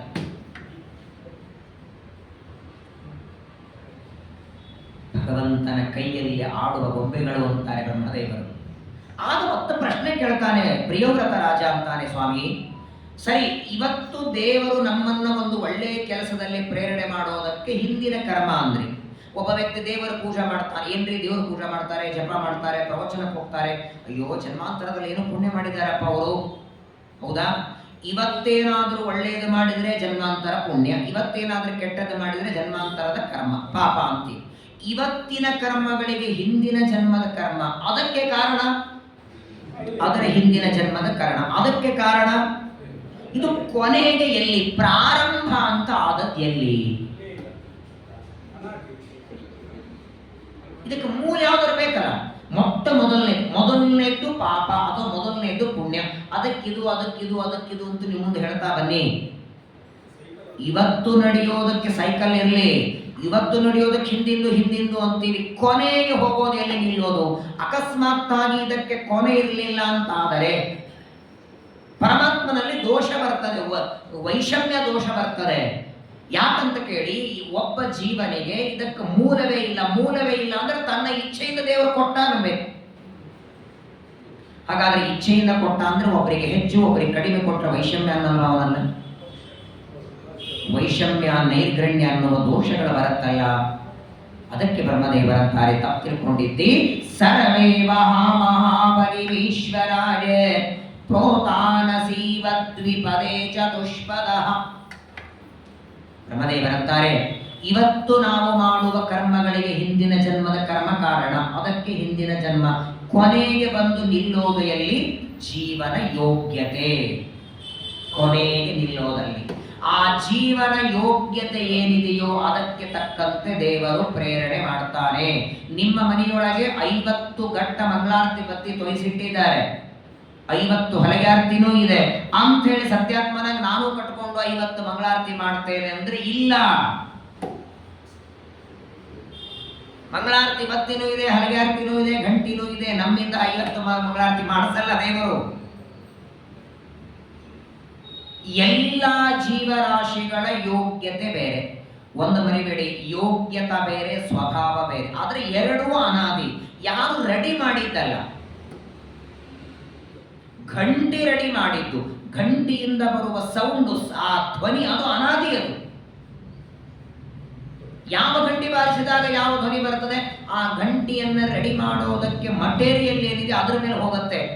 ಶಬ್ದಗಳು ಅನಾದಿ. ಶ್ರೀಮದಾಚಾರ್ಯರು ವಿಷ್ಣು ತತ್ವ ನಿರ್ಣಯದಲ್ಲಿ ತುಂಬಾ ವಿವರಣೆ ಕೊಡುತ್ತಾರೆ. ಸುಧಾದಲ್ಲಿ ಬಹಳ ವಿವರಣೆ ಬರುತ್ತದೆ, ಟೀಕಾರಾಯರು. ಹಾಗಾಗಿ ಜೀವನ ಯೋಗ್ಯತೆ ಮರಿಬೇಡಿ. ಯೋಗ್ಯತೆ ಅನಾದಿಯಾದದ್ದರಿಂದ ಅದಕ್ಕೆ ತಕ್ಕಂತೆ ದೇವರು ಕರ್ಮ ಮಾಡಿಸ್ತಾನೆ. ನಾನು ಅನೇಕ ಸಲ ಹೇಳಿದ್ದೇನೆ, ವೈಶಾಖ ಮಾಸ ನಡೆದಿದೆ, ಅರ್ಥಾತ್ ವೈಶಾಖ ಸ್ನಾನ ಶುರುವಾಗಿದೆ. ನಾಳೆ ಬೆಳಗ್ಗೆ ನಸಿಕಿನ ಜಾವ ಎದ್ದು ಯಾವುದೋ ನದಿಗೆ ಹೋಗಿ ಸ್ನಾನ ಮಾಡಿ ಒಂದಿಷ್ಟು ಪ್ರದಕ್ಷಿಣೆ ನಮಸ್ಕಾರ ಮಾಡಿ, ಪರಮಾತ್ಮ ವೈಶಾಖ ಮಾಸ ಸ್ನಾನ ಮಾಡಿದ್ದೇನೆ, ವೈಶಾಖ ಮಾಸದಲ್ಲಿ ಒಂದು ಪಾತ್ರೆ ಉದುಕುಂಬ ದಾನ ಆಚಾರ್ಯ ಕೊಟ್ಟಿದ್ದೇನೆ, ಈ ದಾನದಿಂದ ಪುಣ್ಯ ಬಂದಿದ್ರೆ ನನ್ನನ್ನು ವಸಿಷ್ಠ ಮಾಡು, ವಿಶ್ವಾಮಿತ್ರ ಮಾಡು ಅಂದ್ರೆ ಮಾಡ್ತಾನ? 350 ರೂಪಾಯಿ ತಮಗೆ ದಾನ ಕೊಟ್ಟು ವಸಿಷ್ಠ ಮಾಡು ಅಂದ್ರೆ ದೇವರಂತಾನೆ, ನೀವು 350 ರೂಪಾಯಿ ತಮಗೆ ಕೊಟ್ಟದ್ದಕ್ಕೆ ಅದಕ್ಕೆ ಪ್ರತಿಫಲವಾಗಿ 650 ರೂಪಾಯಿ ಬೆನ್ನಿಗೆ ಕೊಡಿಸ್ತಿರ್ಬೇಕಾದ್ರೆ ವಸಿಷ್ಠ ಮಾಡಲ್ಲ ಅಂತ. ಯಾಕೆ? ಯೋಗ್ಯತೆ ಇಲ್ಲ. ವಸಿಷ್ಠರಾಗುವ ವಿಶ್ವಾಮಿತ್ರನಾಗುವ ಯೋಗ್ಯತೆ ಇಲ್ಲ. ಹಾಗಾದರೆ ಎಲ್ಲ ಜೀವರಾಶಿಗಳಿಗೆ ಏನೇ ಸಿಗಬೇಕಾದರೂ ಅವರವರ ಯೋಗ್ಯತೆಗೆ ತಕ್ಕಂತೆ ನಡೀಬೇಕು. ಹಾಗಾದರೆ ಇದು ಯೋಗ್ಯತಾ ಅನಾದಿ, ನಮ್ಮ ಕರ್ಮಗಳು ಅನಾದಿ. ಅನಾದಿಯಾದ ಕರ್ಮ, ಅನಾದಿಯಾದ ಯೋಗ್ಯತಾ ನೋಡಿ ದೇವರು ಕೊಡ್ತಾನಂದ ಮೇಲೆ ನಾವು ಸ್ವತಂತ್ರ ಎಲ್ಲಾದ? ಜಗತ್ತೊಳಗೆ ಸ್ವತಂತ್ರ ಅಂತ ಯಾರನ್ನು ಕರೀತೀರಿ? ಅಲ್ಲ, ಮತ್ತೆ ನಿಮ್ಮ ಮನೆಯಲ್ಲಿ ಒಂದು ಪುಸ್ತಕ ಇದೆಲ್ಲ ಅದು ಬೇಕು, ಆಚಾರ್ಯ ನಾವು ಸ್ವತಂತ್ರ ಅಲ್ಲ, ನಾವೇನು ಕೊಡಬೇಕಾದ್ರೂ ನಮ್ಮ ಮನೆಯವರಿಗೆ ಕೇಳಿ ಕೊಡಬೇಕಾಗತ್ತೆ ಅಲ್ವಾ ಅಂತೀವೋ ಇಲ್ಲೋ? ನಾವು ಇನ್ನೊಬ್ಬರಿಗೆ ಕೇಳಿ ಕೊಡ್ತೀವಿ ಅಥವಾ ನಾವು ಕೊಡೋದು ಅವರಿಗೆ ಹೇಳಿ ಕೊಡೋದಾದ್ರೆ ಅಸ್ವತಂತ್ರ ಅನ್ಬೇಕು. ಮತ್ತೆ ನಮ್ಮ ಕರ್ಮ ನೋಡಿ ಕೊಡ್ತಾನೆ ಅಥವಾ ಯೋಗ್ಯತೆ ನೋಡಿ ಕೊಡ್ತಾನಂದ ಮೇಲೆ ದೇವರು ಸ್ವತಂತ್ರ ಆಗ್ಲಿಲ್ಲ, ಕರ್ಮ ಸ್ವತಂತ್ರ ಆಯಿತು. ಕರ್ಮಕ್ಕೆ ಅಥವಾ ನಮ್ಮ ಸ್ವಭಾವಕ್ಕೆ, ನಮ್ಮ ಯೋಗ್ಯತೆಗೆ ಸ್ವಾತಂತ್ರ್ಯ ಬಂತಲ್ಲ. ಹಾಗಾದ್ರೆ ದೇವರೇನಾದ? ಕರ್ಮದ ಅಧೀನನಾದ. ಒಂದು ವಸ್ತುವಿನ ಅಧೀನವಾಗಿ ಫಲ ಕೊಡೋರನ್ನು ಏನಂತಾರೆ? ವಾಸ್ತವಿಕವಾಗಿ ದೇವರು ನಮ್ಗೆ ಏನೇನೋ ಕೊಡಬೇಕಾಗಿತ್ರಿ, ನಮ್ಮ ಕರ್ಮ ನೋಡಿ ಕೊಟ್ಟಿದ್ದಾನಂದ್ರೆ ಅವನು ಕರ್ಮ ನೋಡದೆ ಕೊಡುವ ಸಾಮರ್ಥ್ಯ ಅವನಿಗಿಲ್ಲ ಅಂತ ಆಯ್ತೋ ಇಲ್ಲೋ? ಹಾಗಾದರೆ ನಮ್ಮ ಅನಾದಿ ಕರ್ಮಗಳನ್ನು ನೋಡಿ ಕೊಡ್ತಾನೆ. ಸರಿ, ಆ ಕರ್ಮ ನೋಡಿ ಕೊಡ್ತಾನೆ ಅಂದ್ರೆ ಆ ಕರ್ಮ ಮಾಡಿಸಿದ್ದೀಯ ಮತ್ತೆ. ಅದೇನು ಅವನ ಪ್ರೇರಣೆಯಿಂದ ನಮ್ಮ ಮಟ್ಟಕ್ಕೆ ನಾವೇ ಸ್ವತಂತ್ರವಾಗಿ ಮಾಡಿದ್ದಲ್ಲ. ಯಾವ ಕರ್ಮಗಳನ್ನು ನೋಡಿ ಇವತ್ತು ಸುಖ ದುಃಖ ಕೊಡ್ತಾನೋ ಆ ಕರ್ಮಗಳನ್ನ ಅವನೇ ಬಿಂಬರೂಪದಿಂದ ನಿಂತು ಮಾಡಿಸಿದ್ದು ಅವನೇ. ಅದೇ ಕರ್ಮಗಳನ್ನು ನೋಡಿ ಪರಮಾತ್ಮ ಕೊಡ್ತಾನಾದರೆ ಬ್ರಹ್ಮದೇವರಂತಾರೆ, ದೇವರು ಕರ್ಮದ ಫಲವನ್ನ ನೋಡಿ ಕೊಟ್ಟರೂ ಕೂಡ ಅವನ ಸ್ವಾತಂತ್ರ್ಯಕ್ಕೆ ಧಕ್ಕಿ ಬರಲ್ಲ. ಯಾಕಂತ ಕೇಳಿ, ವಾಸ್ತವಿಕ ನಮ್ಮ ಕರ್ಮ ನೋಡದೆ ಕೊಡುವ ಸಾಮರ್ಥ್ಯ ದೇವರಿಗೆ ಉಂಟು. ಅದನ್ನ ಇಲ್ಲೋ ಅನ್ಯಥಾ ಕರ್ತು, ಅಕರ್ತು ಬೇಡ, ಅನ್ಯಥಾ ಕರ್ತು. ನಮ್ಮ ಕರ್ಮಗಳನ್ನ ನೋಡಿನೇ ಫಲ ಕೊಡಬೇಕಾಗಿಲ್ಲ, ಅವನಿಚ್ಛೆಯಂತೆ ಬೇಕಾದ್ದು ಮಾಡಬಹುದು. ಆದರೆ ಒಂದು ವೇಳೆ ನಮ್ಮ ಅನಾದಿ ಯೋಗ್ಯತಾ ಅಥವಾ ಕರ್ಮವನ್ನ ನೋಡದೆ ದೇವರು ಫಲ ಕೊಟ್ಟ ಅಂದ್ರೆ ಆ ಫಲ ಕೊಡುವಾಗ ಹೆಚ್ಚು ಕಮ್ಮಿ ಆಗತ್ತೋ ಇಲ್ಲೋ, ಇವ್ರಿಗೆ ಹೆಚ್ಚಾಕೆ ಇವ್ರಿಗೆ ಕಡಿಮೆ ಯಾಕಂತ ಕೇಳಿದ್ದಕ್ಕೆ ನೀವೇನು ಉತ್ತರ ಕೊಡ್ತೀರಿ? ಈಗ ಕರ್ಮ ನೋಡದೆ ದೇವರು ಫಲ ಕೊಟ್ರೆ ಪಕ್ಷಪಾತ ಅಂತೀರಿ. ಈಗ ದೇವರು ಒಬ್ಬರಿಗೆ ಹೆಚ್ಚು ಕಡಿಮೆ, ಒಬ್ಬರಿಗೆ ಜ್ಞಾನ ಕಡಿಮೆ, ಒಬ್ಬರಿಗೆ ಸಂಪತ್ತು ಕಡಿಮೆ, ಈಗ ಇದನ್ನ ಹೆಚ್ಚು ಕಡಿಮೆ ಆದ್ರೆ ಏನಂತೀರಿ ಅಲ್ವಾ? ಯಾಕೆ ಕರ್ಮಗಳನ್ನ ನೋಡಿ ಕೊಡ್ತಾನಂದ್ರೆ, ಕರ್ಮವನ್ನ ನೋಡದೆ ದೇವರು ಕೊಟ್ಟ ಅಂದ್ರೆ ಇದೇ ಸುಖ ದುಃಖಗಳನ್ನ ಎಲ್ಲರಿಗೆ ಕೊಟ್ರೆ ದೇವರು ಪಕ್ಷಪಾತ ಮಾಡ್ತಾನೆ ಅಂತ ಅನಿಸ್ತದೆ ನಿಮಗೆ. ಒಬ್ಬರಿಗೆ ಸುಖ ಹೆಚ್ಚು, ಒಬ್ಬರಿಗೆ ದುಃಖ ಕಡಿಮೆ, ಒಬ್ಬರಿಗೆ ದುಃಖ ಹೆಚ್ಚು, ಸುಖ ಕಡಿಮೆ. ಆದರೆ ಯಾರಿಗೆ ಎಷ್ಟು ಸುಖ ಆಗಬೇಕು, ಎಷ್ಟು ದುಃಖ ಆಗಬೇಕು, ಯಾರು ಎಷ್ಟು ಸುಖ ದುಃಖಗಳ ಭೋಗ ಮಾಡಬೇಕನ್ನೋದು ಕರ್ಮಗಳ ಅಧೀನವಾಗಿ ದೇವರು ಕೊಡ್ತಾನಂತಾದರೆ ಪರಮಾತ್ಮನಲ್ಲಿ ಪಕ್ಷಪಾತ ಇಲ್ಲ. ಅದಕ್ಕಾಗಿ ಮಾತ್ರ ಕರ್ಮಗಳನ್ನು ಆಶ್ರಯಿಸ್ತಾನೆ ಹೊರತು ವಾಸ್ತವಿಕವಾಗಿ ಕರ್ಮಗಳ ಅಧೀನ ದೇವರಲ್ಲ. ಕರ್ಮಗಳನ್ನ ನೋಡಿನೇ ಫಲ ಕೊಡುವ ಅನಿವಾರ್ಯತೆ, ಅವಶ್ಯಕತೆ ಎರಡೂ ಇಲ್ಲ ದೇವರಿಗೆ ಅನ್ನೋದಕ್ಕೆ ಅವನನ್ನು ಸ್ವತಂತ್ರ ಅನ್ನೋದು. ಆಗ ಮತ್ತೊಂದು ಪ್ರಶ್ನೆ ಕೇಳ್ತಾನೆ, ಹೌದು ಸ್ವಾಮಿ, ಬ್ರಹ್ಮದೇವರಿಗಂತಾರೆ, ಸರಿ, ದೇವರು ನಮ್ಮ ಕರ್ಮಗಳನ್ನು ನೋಡಿ ಫಲ ಕೊಡ್ತಾನೆ. ಯಾವ ಕರ್ಮಗಳ ನೋಡಿ ಇವತ್ತು ನಮಗೆ ಸುಖವೋ ದುಃಖವೋ ದೇವರು ಕೊಡಬೇಕು? ಆ ಸುಖ ದುಃಖಗಳನ್ನು ನಾವು ಅನುಭವಿಸೋದಕ್ಕೆ ಕಾರಣ ಯಾವುದಾಯಿತು? ಕರ್ಮ. ಆ ಕರ್ಮ ಯಾರ ಅಧೀನ? ಹಾಗಾದ್ರೆ ಸುಖ ದುಃಖಗಳು ಯಾರ ಅಧೀನ ಆಯಿತು? ಪರಮಾತ್ಮನ ಅಧೀನ. ದೇವರ ಅಧೀನವಾಗಿ ಸುಖ ದುಃಖಗಳನ್ನು ಜೀವ ಭೋಗ ಮಾಡುವಾಗ ಆ ಸುಖ ದುಃಖಗಳ ಭೋಗ ಜೀವನಿಗೆ ಮಾತ್ರ ಯಾಕೆ? ಭೋಗ ಇಬ್ಬರಿಗೂ ಆಗ್ಬೇಕಲ್ಲ. ಪನಿಷ್ಮೆಂಟ್, ಕಳ್ಳತನ ಮಾಡಿದ್ದಕ್ಕೆ ಪನಿಷ್ಮೆಂಟ್. ಈ ಗಂಟಿ ಚೆನ್ನಾಗಿದೆ ಅಂತ ನಾನು ಯಾರಿಗೂ ಕೊಡ್ತೇನೆ, ಪ್ರವಚನ ಅಂದ್ರೆ ಬ್ಯಾಗಲ್ಲಿ ಹಾಕೊಂಡು ಹೋಗಿ. ಆಗ ಆ ಕಳ್ಳತನದಲ್ಲಿ ದುಃಖ ಯಾರ್ಯಾರಿಗಾಗಬೇಕು? ಇಬ್ಬರಿಗಾಗಬೇಕು. ತಗೊಂಡು ಹೋಗು ಅಂತ ಕೊಟ್ಟದ್ದಕ್ಕೆ ನನಗೆ, ತಗೊಂಡು ಹೋಗಿದ್ದಕ್ಕೆ ಆ ವ್ಯಕ್ತಿ. ಆದ್ರೆ ಆ ವ್ಯಕ್ತಿ ಹೇಳ್ತಾನೆ, ಅಯ್ಯೋ ನಂದೇನು ತಪ್ಪಿಲ್ರಿ, ಅವರೇ ಕೊಟ್ಟರು, ಬ್ಯಾಗ್ನ ಹಾಕೊಂಡು ಹೋಗಂತ. ಸರಿ, ನೀನು ಅಲ್ಲಿಂದ ತಗೊಂಡಿಲ್ಲ, ನೀನಾಗಿ ನೀನು ತಗೊಂಡಿಲ್ಲ, ಅವ್ರು ಕೊಟ್ಟಾಗ ತಗೊಂಡದಂತೂ ನೀನು ತಪ್ಪೇ ಇಲ್ಲ. ಅವ್ರು ಕೊಟ್ಟ ಮೇಲೆ ಅದು ಮಾತು ಸಂಘದ ಗಂಟೆ ನಾನು ಯಾಕೆ ಪೈಲೆ ಅಂತ ಇಡಬೇಕಾಗಿತ್ತು ನೀನು. ಹಾಗಾದ್ರೆ ಅವ್ರು ಕೊಟ್ಟ ಮೇಲೆ ತಗೊಂಡು ಹೋದದ್ದು ನಿನ್ನ ತಪ್ಪು, ನಿನಗೆ ಕೊಟ್ಟದ್ದಕ್ಕೆ ಅವ್ರದ್ದು ತಪ್ಪು ಅಂತ ಇಬ್ಬರಿಗೂ ದಂಡ ಕೊಡೋ ಹಾಗೆ ಕರ್ಮ ಮಾಡಿದ್ದಕ್ಕೆ ಜೀವನಿಗೆ ಭೋಗ, ಕರ್ಮ ಮಾಡಿಸಿದ್ದಕ್ಕೆ ದೇವರಿಗೂ ಭೋಗ ಯಾಕಾಗಬಾರದು? ಅವನ ಪ್ರೇರಣೆಯಿಲ್ಲದೆ ಮಾಡ್ತಾನ ಜೀವ? ಮಾಡಲ್ಲ. ಒಂದು ಆಕಳ ಹೊರಟಿದೆ, ಆಕಳನ್ನು ಕಾಲಿನಿಂದ ನಾನು ಒದಿಬೇಕಾದರೆ ನನ್ನ ಕಾಲಲ್ಲಿ ಇದ್ದು ಆಕಳನ್ನು ಒದಿಯುವಂತೆ ಪ್ರೇರಣೆ ಯಾರು ಮಾಡ್ತಾರೆ? ದೇವರ ಪ್ರೇರಣೆ ಮಾಡಲ್ಲ ಅಂದ್ರೆ ಹಾಗಾದ್ರೆ ದೇವರ ಪ್ರೇರಣೆ ಇಲ್ಲದೆ ನಾನು ಆಕಳನ್ನು ಒದ್ದೆ ಅನ್ನಬೇಕಾಗತ್ತೆ. ಹಾಗಾದ್ರೆ ದೇವರ ಪ್ರೇರಣೆ ಇಲ್ಲದೆ ಒಂದು ಕೆಲಸ ನಮ್ಮಿಂದ ನಡೆಯಿತು ಅನ್ನಬೇಕಾಗತ್ತೆ. ಆಗ ಬ್ರಹ್ಮದೇವರು ಹೇಳೋ ಮಾತು ಎಷ್ಟು ಚೆನ್ನಾಗಿ ಹೇಳ್ತಾರೆ ನೋಡಿ. ಈಶಾವ ಸೃಷ್ಟಂ ಹ್ಯವರುಂಧ್ಯಹೇಂಗ ದುಃಖಂ ಸುಖಂ ವಾ ಗುಣಕರ್ಮ ಸಂಗಾತ್ ಆಸ್ತಾಯ ತತ್ತದ್ಯದಯುಂತನಾಥ ಚಕ್ಷುಷ್ಮತಾಂಧ ಇವನೀಯಮಾನ. ಬಹಳ ಚೆನ್ನಾಗಿದೆ. ಅಜ್ಜ ಮತ್ತು ಮೊಮ್ಮಗನ ಸಂವಾದ. ಬ್ರಹ್ಮದೇವರು ಮೊಮ್ಮಗನಾದ ಪ್ರಿಯವ್ರತನಿಗೆ ಹೇಳ್ತಾರೆ, ನಿನ್ನ ಮಾತು ಸತ್ಯಪ. ಎಲ್ಲ ಕರ್ಮಗಳು ತಾನು ಅಥವಾ ತನ್ನ ಮಕ್ಕಳಾದ ದೇವತೆಗಳು, ತಾನು ಅಥವಾ ದೇವತೆಗಳನ್ನ ಇದ್ದು ಜೀವರಿಂದ ಕರ್ಮಗಳನ್ನ ಮಾಡಿಸಿದರು. ಕರ್ಮದ ಫಲದ ಭೋಗ ಮಾತ್ರ ಜೀವನಿಗೆ ಕೊಡ್ತಾನೆ. ಯಾಕೆ ಅಂದ್ರೆ ಮೊದಲನೇದಾಗಿ ಪರಮಾತ್ಮನಿಗೆ ಕರ್ಮಗಳ ಲೇಪ ಇಲ್ಲ. ಕರ್ಮಗಳ ಲೇಪ ಪರಮಾತ್ಮನಿಗಿಲ್ಲ. ಅನಾದಿ ಕಾಲದಿಂದಲೂ ಜೀವರಲ್ಲಿ ಇದ್ದು ಕರ್ಮಗಳನ್ನು ಮಾಡಿಸ್ತಾನೆ. ಆ ವಿಚಿತ್ರ ಅಂದ್ರೆ ಯಾವ ಜೀವರು ಎಷ್ಟು ಕರ್ಮದ ಫಲ ಭೋಗ ಮಾಡಬೇಕು ಅದು ದೇವರ ಅಧೀನವೇ. ಒಬ್ಬ ವ್ಯಕ್ತಿ ಇಲ್ಲೇ ಬೆಂಗಳೂರಲ್ಲಿ ಸ್ವಾಮಿಗಳ ಸತ್ಯಾತ್ಮರದ ಓಪನ್ ಆಗಿ ಒಂದು ಪ್ರಶ್ನೋತ್ತರ ಕಾರ್ಯಕ್ರಮ ಇಟ್ಟಿದ್ರು 3 ವರ್ಷ ಕೆಳಗೆ. ಯಾರಾದರೂ ಬಂದು ಏನಾದರೂ ಪ್ರಶ್ನೆ ಕೇಳಿ ಶ್ರೀಮದಾಚಾರ್ಯರ ಶಾಸ್ತ್ರದಿಂದ ಉತ್ತರ ಕೊಡ್ತೇವೆ. ಎಲ್ಲ ಸಂಡೇ ಇತ್ತವ, ಒಳ್ಳೆ ಕಾಲೇಜಿನ ಹುಡುಗರು, ಕೆಲಸ ಮಾಡೋರು, ಸುಮಾರು ಒಂದು 5,000 ಜನ ನೆರೆದಿದ್ರು. ಎಲ್ಲ ಒಂದೊಂದೊಂದು ಪ್ರಶ್ನೆ ಕೇಳೋರು. ಅದರಲ್ಲಿ ಒಬ್ಬ ವ್ಯಕ್ತಿ ಪ್ರಶ್ನೆ ಕೇಳ್ತಾನೆ, ನಮ್ಮ ಪ್ರಾಚೀನ ಕರ್ಮಗಳಿಗೆ ತಕ್ಕಂತೆ ದೇವರು ನಮಗೆ ಸುಖವೋ ದುಃಖವೋ ಕೊಡ್ತಾನೆ, ಹಾಗಾದರೆ ದೇವರನ್ನ ಕರುಣಾ ಸಮುದ್ರ ಅಂತ ಯಾಕೆ ಕರಿಬೇಕು? ಕರುಣಾ ಸಮುದ್ರ ಅಂದ್ರೇನು?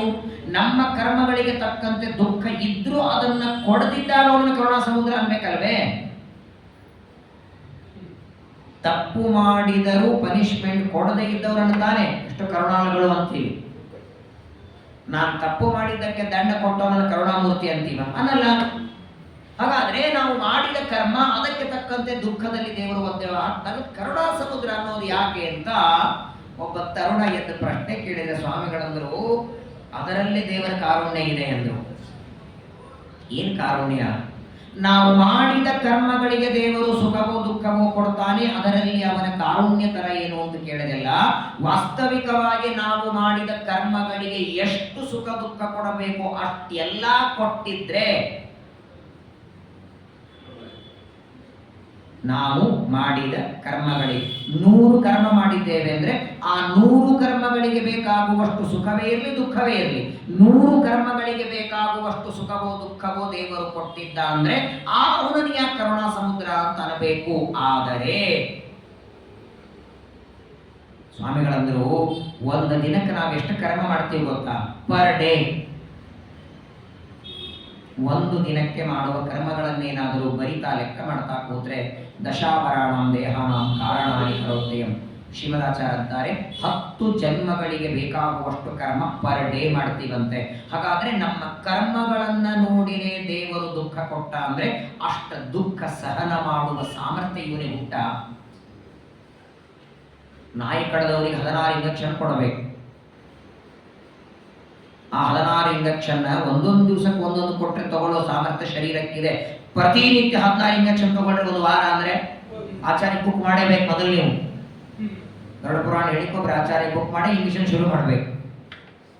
ನೋಡಿ, ದೇವರ ಕಾರುಣ್ಯ. ಸ್ವಾಮಿಗಳಿಗೆ ಹೇಳಿದ ಮಾತು, ನಮ್ಮ ಕರ್ಮಗಳಿಗೆ ತಕ್ಕಂತೇನೆ ದೇವರು ಸುಖನೋ ದುಃಖನೋ ಕೊಡ್ತಾನಾದರೆ ನಮಗೆ 1,000 ಚೇಳ ಕಡಿಯುವಷ್ಟು ಪಾಪ ಯಾವುದೋ ಮಾಡಿ, ಹಿಂದಿನ ಜನ್ಮದಲ್ಲಿ ಯಾರನ್ನೋ ಬೈದದ್ದು, ಹೊಡೆದದ್ದು, ಯಾರನ್ನೋ ಏನೋ ಅವಮಾನ ಮಾಡಿದ್ದು, ಆ ಪಾಪಗಳಿಂದ ಈ ಜನ್ಮದೊಳಗೆ ಇಷ್ಟು ಘೋರ ನಮಗೆ ದುಃಖ ಕೊಡಬೇಕಾಗಿತ್ತಂದ್ರೆ ಆ ದುಃಖವನ್ನ ಕಡಿಮೆ ಮಾಡಿ ಯಾವತ್ತೋ ಒಂದು ದಿನ ಎಲ್ಲೋ ಜಾರಿ 1-2 ನಿಮಿಷ ಕೆಳಗೆ ಬಿದ್ದಿರ್ತೀವಿ, ಅಥವಾ ಏನೋ ಒಂದಿನ 2 ಗಂಟೆಗೆ ಬರಬೇಕಾದ ನೀರು 3 ಗಂಟೆಗೆ ಬರುತ್ತೆ, ಅಷ್ಟರಲ್ಲೇ ದುಃಖ ಮುಗಿಸಿ ಬಿಡ್ತಾನೆ, ಆನಂದವಾಗಿ ಪಾಠ ಪ್ರವಚನ ಮಾಡಿಕೊಂಡಿರ್ತಾನೆ. ಇದೇ ಅವರ ಕಾರುಣ್ಯ ಅಂದರು. ನಿಜವಾಗಿ ನೋಡಿದರೆ ಒಬ್ಬ ಜೀವನ ಆ ಕರ್ಮಗಳಿಗೆ ಏನೇನು ಕೊಡಬೇಕು, ಎಷ್ಟು ಸುಖ ದುಃಖ ಕೊಡಬೇಕು. ವೆಂಟಿಲೇಷನ್ ಮೇಲೆ ಒಬ್ಬ ವ್ಯಕ್ತಿ 1 ವಾರ, 8 ದಿನ, 10 ದಿನ ಇದ್ದರೆ ಸಾಕು. ಅದಕ್ಕಿಂತ ಹೆಚ್ಚಲು ವೆಂಟಿಲೇಷನ್ ಬಿದ್ದರೆ ಒಳಗಿದ್ದ ಆರ್ಗಿನಸ್ ಏನಾಗುತ್ತೆ ಹೇಳಿ? ಸಹನ ಆಗಲ್ಲ ಶರೀರಕ್ಕದು. 15-20 ದಿನ ಆಯಿತು ಅಂದ್ರೆ ತಯಾರಿ ಮಾಡಬೇಕಂತ ಅರ್ಥ.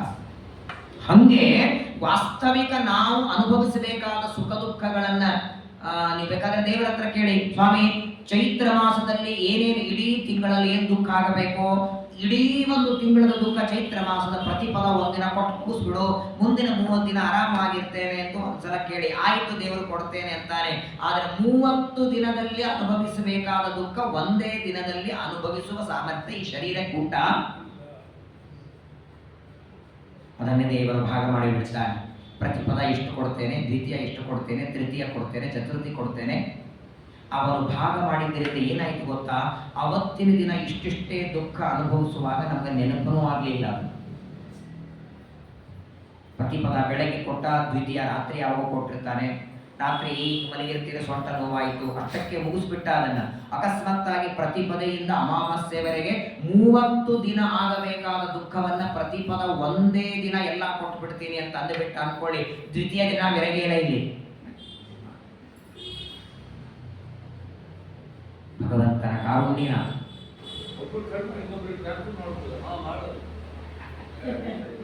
ಮಾಡೇ ಮಾಡ್ತಾನೆ, ಅವಶ್ಯವಾಗಿ ಮಾಡ್ತಾನೆ. ಒಬ್ಬರ ಕರ್ಮ ಇನ್ನೊಬ್ಬರಿಗೆ ಟ್ರಾನ್ಸ್ಫರ್ ಮಾಡಬೇಕಲ್ಲ. ಹಾಗಾದರೆ ಈ 8 ವರ್ಷಗಳಿಂದ ಮಾತೃ ಸಂಘದಲ್ಲಿ ಇದ್ದು ಎಲ್ಲರನ್ನ ಸೇರಿಸಿ ಪ್ರವಚನಕ್ಕೆ ಆಚಾರನ್ನ ಕರೆಸಿ ಎಲ್ಲ ಆರಾಧನೆಗಳನ್ನ ಮಾಡಿ ನಿಮಗೆ ಬಂದ ಪುಣ್ಯವನ್ನ ನಿಮ್ಮ ಪಕ್ಕದಲ್ಲಿದ್ದ ಇನಾಮದಾರ ಕೊಡ್ತಾನೆ. ಇವತ್ತೇ ಟ್ರಾನ್ಸ್ಫರ್ ಆಗಿಬಿಡ್ತು. ರೆಡಿ ಇದ್ದೀರಾ? ನೀವೇ ನಿಮ್ ಕರ್ಮ ಕೊಡ್ಲಿಕ್ಕೆ ರೆಡಿ ಇದ್ದೀರಾ ಹೇಳಿ? ಆಯ್ಲೆ ಹೇಳ್ತೀರಿ ಅಲ್ರಿ. ಊಟ ಅಲ್ಲದ ಊಟ ಕೂತ್ರೆ ನಿಮ್ ತಂಗಿ ಕೊಡಿ ಅಂದ್ರೆ ನಾನೇನ್ ಮಾಡ್ಲಿ ಅಂತೀರಿ. ತಂಗಿ ಕೊಡ್ಲಿಕ್ಕೆ ರೆಡಿ ಇಲ್ಲ, ಕರ್ಮ ಇಲ್ಲಿ ಕೊಡ್ತೀರಿ. ಯಾವ ಬೇಕಾದವರಿರ್ಲಿ, ಯಾವುದೇ ವ್ಯಕ್ತಿ ಇರಲಿ, ತಾನು ಮಾಡಿದ ಶುಭ ಕರ್ಮಗಳ ಫಲವನ್ನ ಎತ್ತಿ ಇನ್ನೊಬ್ಬರಿಗೆ ಕೊಡ್ತೇನೆ ಅನ್ನಲ್ಲ. ಕೊಟ್ಟರು ಕೂಡ ಪರವಾಗಿಲ್ಲ, ನಿಮ್ ಸಲುವಾಗಿ ಒಂದು ಪ್ರಾರ್ಥನೆ ಮಾಡೋಣ.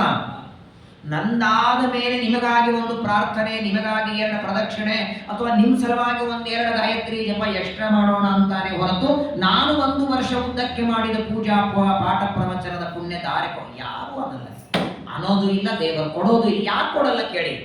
ಯಾಕೆ ಕೊಡಲ್ಲ ಕೇಳಿ? ಈಗ ನಿಮ್ಮ ಶರೀರದಲ್ಲಿ ಒಬ್ಬ ಜೀವ ಇದ್ದಾನೆ, ವಿಠಲರಾವ್ ಶರೀರದಲ್ಲೂ ಜೀವ ಇದ್ದಾನೆ. ಆ 2 ಜೀವರ ಯೋಗ್ಯತೆ ಎಷ್ಟಿದೆ ಅಂತ ನಿಮಗೆ ಗೊತ್ತಾ? ಗೊತ್ತಿಲ್ಲ. ಅಕಸ್ಮಾತ್ ಆಗಿ ಒಬ್ಬ ವ್ಯಕ್ತಿಯ ಕರ್ಮಗಳು ಇನ್ನೊಬ್ಬರಿಗೆ ದೇವರ ಟ್ರಾನ್ಸ್ಫರ್ ಮಾಡಬೇಕಾದರೆ ಇವನು ಮಾಡಿದ ಎಲ್ಲಾ ಕರ್ಮಗಳ ಭೋಗ ಮಾಡೋ ಸಾಮರ್ಥ್ಯ ಈ ಜೀವಕ್ಕಿರಬೇಕೋ ಬೇಡ? ಜೀವನ ಯೋಗ್ಯತೆ ಬೇರೆ ಅಂದ ಮೇಲೆ ಇವನದ್ದು ಇವನಿಗೆ ದೇವರು ಕೊಡೋ ಹಾಗಿಲ್ಲ. ಯಾಕಂದ್ರೆ ಕೊಡುವ ವ್ಯಕ್ತಿಯ ಪುಣ್ಯ ಹೆಚ್ಚಿದೆ, ಅದನ್ನ ತೆಗೆದುಕೊಳ್ಳುವ ಸಾಮರ್ಥ್ಯ ಸಣ್ಣವನಲ್ಲಿ ಇರಲಿಲ್ಲ ಅಂತಾದರೆ ವೇಸ್ಟ್ ಅದು. ಹಾಗಾದರೆ ಮೊದಲನೇದ್ದು ಕೊಡುವ ವ್ಯಕ್ತಿಯ ಪುಣ್ಯ, ತಗೊಳ್ಳೋ ವ್ಯಕ್ತಿಗೆ ಅದನ್ನ ಮೊದಲು ತಗೊಳ್ಳಿ ಪುಣ್ಯ ಬೇಕು, ತಗೊಂಡದ್ದನ್ನ ಅರ್ಗಿಸ್ಕೊಳ್ಳಿ ಪುಣ್ಯ ಬೇಕು. ಅಷ್ಟೇ ಅಲ್ಲ, ಒಂದು ವೇಳೆ ಇದನ್ನು ದೇವರು ಇಟ್ಟಿದ್ದ ಅಂತ ಇಟ್ಕೊಳ್ಳಿ, ಒಬ್ಬ ವ್ಯಕ್ತಿಯ ಪುಣ್ಯ ಇನ್ನೊಬ್ಬರಿಗೆ ಟ್ರಾನ್ಸ್ಫರ್ ಮಾಡಿಟ್ಟಿದ್ರೆ ಪ್ರಪಂಚದಲ್ಲಿ ಎಲ್ಲರೂ ಪುಣ್ಯ ಸಂಪಾದನೆ ಮಾಡ್ಲಿಕ್ಕೆ ಪ್ರಯತ್ನ ಮಾಡ್ತಿರ್ಲಿಲ್ಲ. ಹ್ಯಾಂಗೋ ಅವ್ರು ಕೊಟ್ಟದ್ದು ನಮಗೆ ಬರ್ತದೆ, ಪರವಾಗಿಲ್ಲ, ನೀವು ಮಠಕ್ಕೆ ಹೋಗ್ರಿ, ನಿಮ್ಗೆ ಏನ್ ಬೇಕೆಲ್ಲ ವ್ಯವಸ್ಥೆ ಮಾಡ್ತೀವಿ, ಪುಣ್ಯ ನೀವು ಗಳಿಸ್ರಿ, ರಾತ್ರಿ ಬಂದ್ರೆ ಒಂದಿಷ್ಟು ಕೊಟ್ಬಿಟ್ರೆ ನಮಗೆ.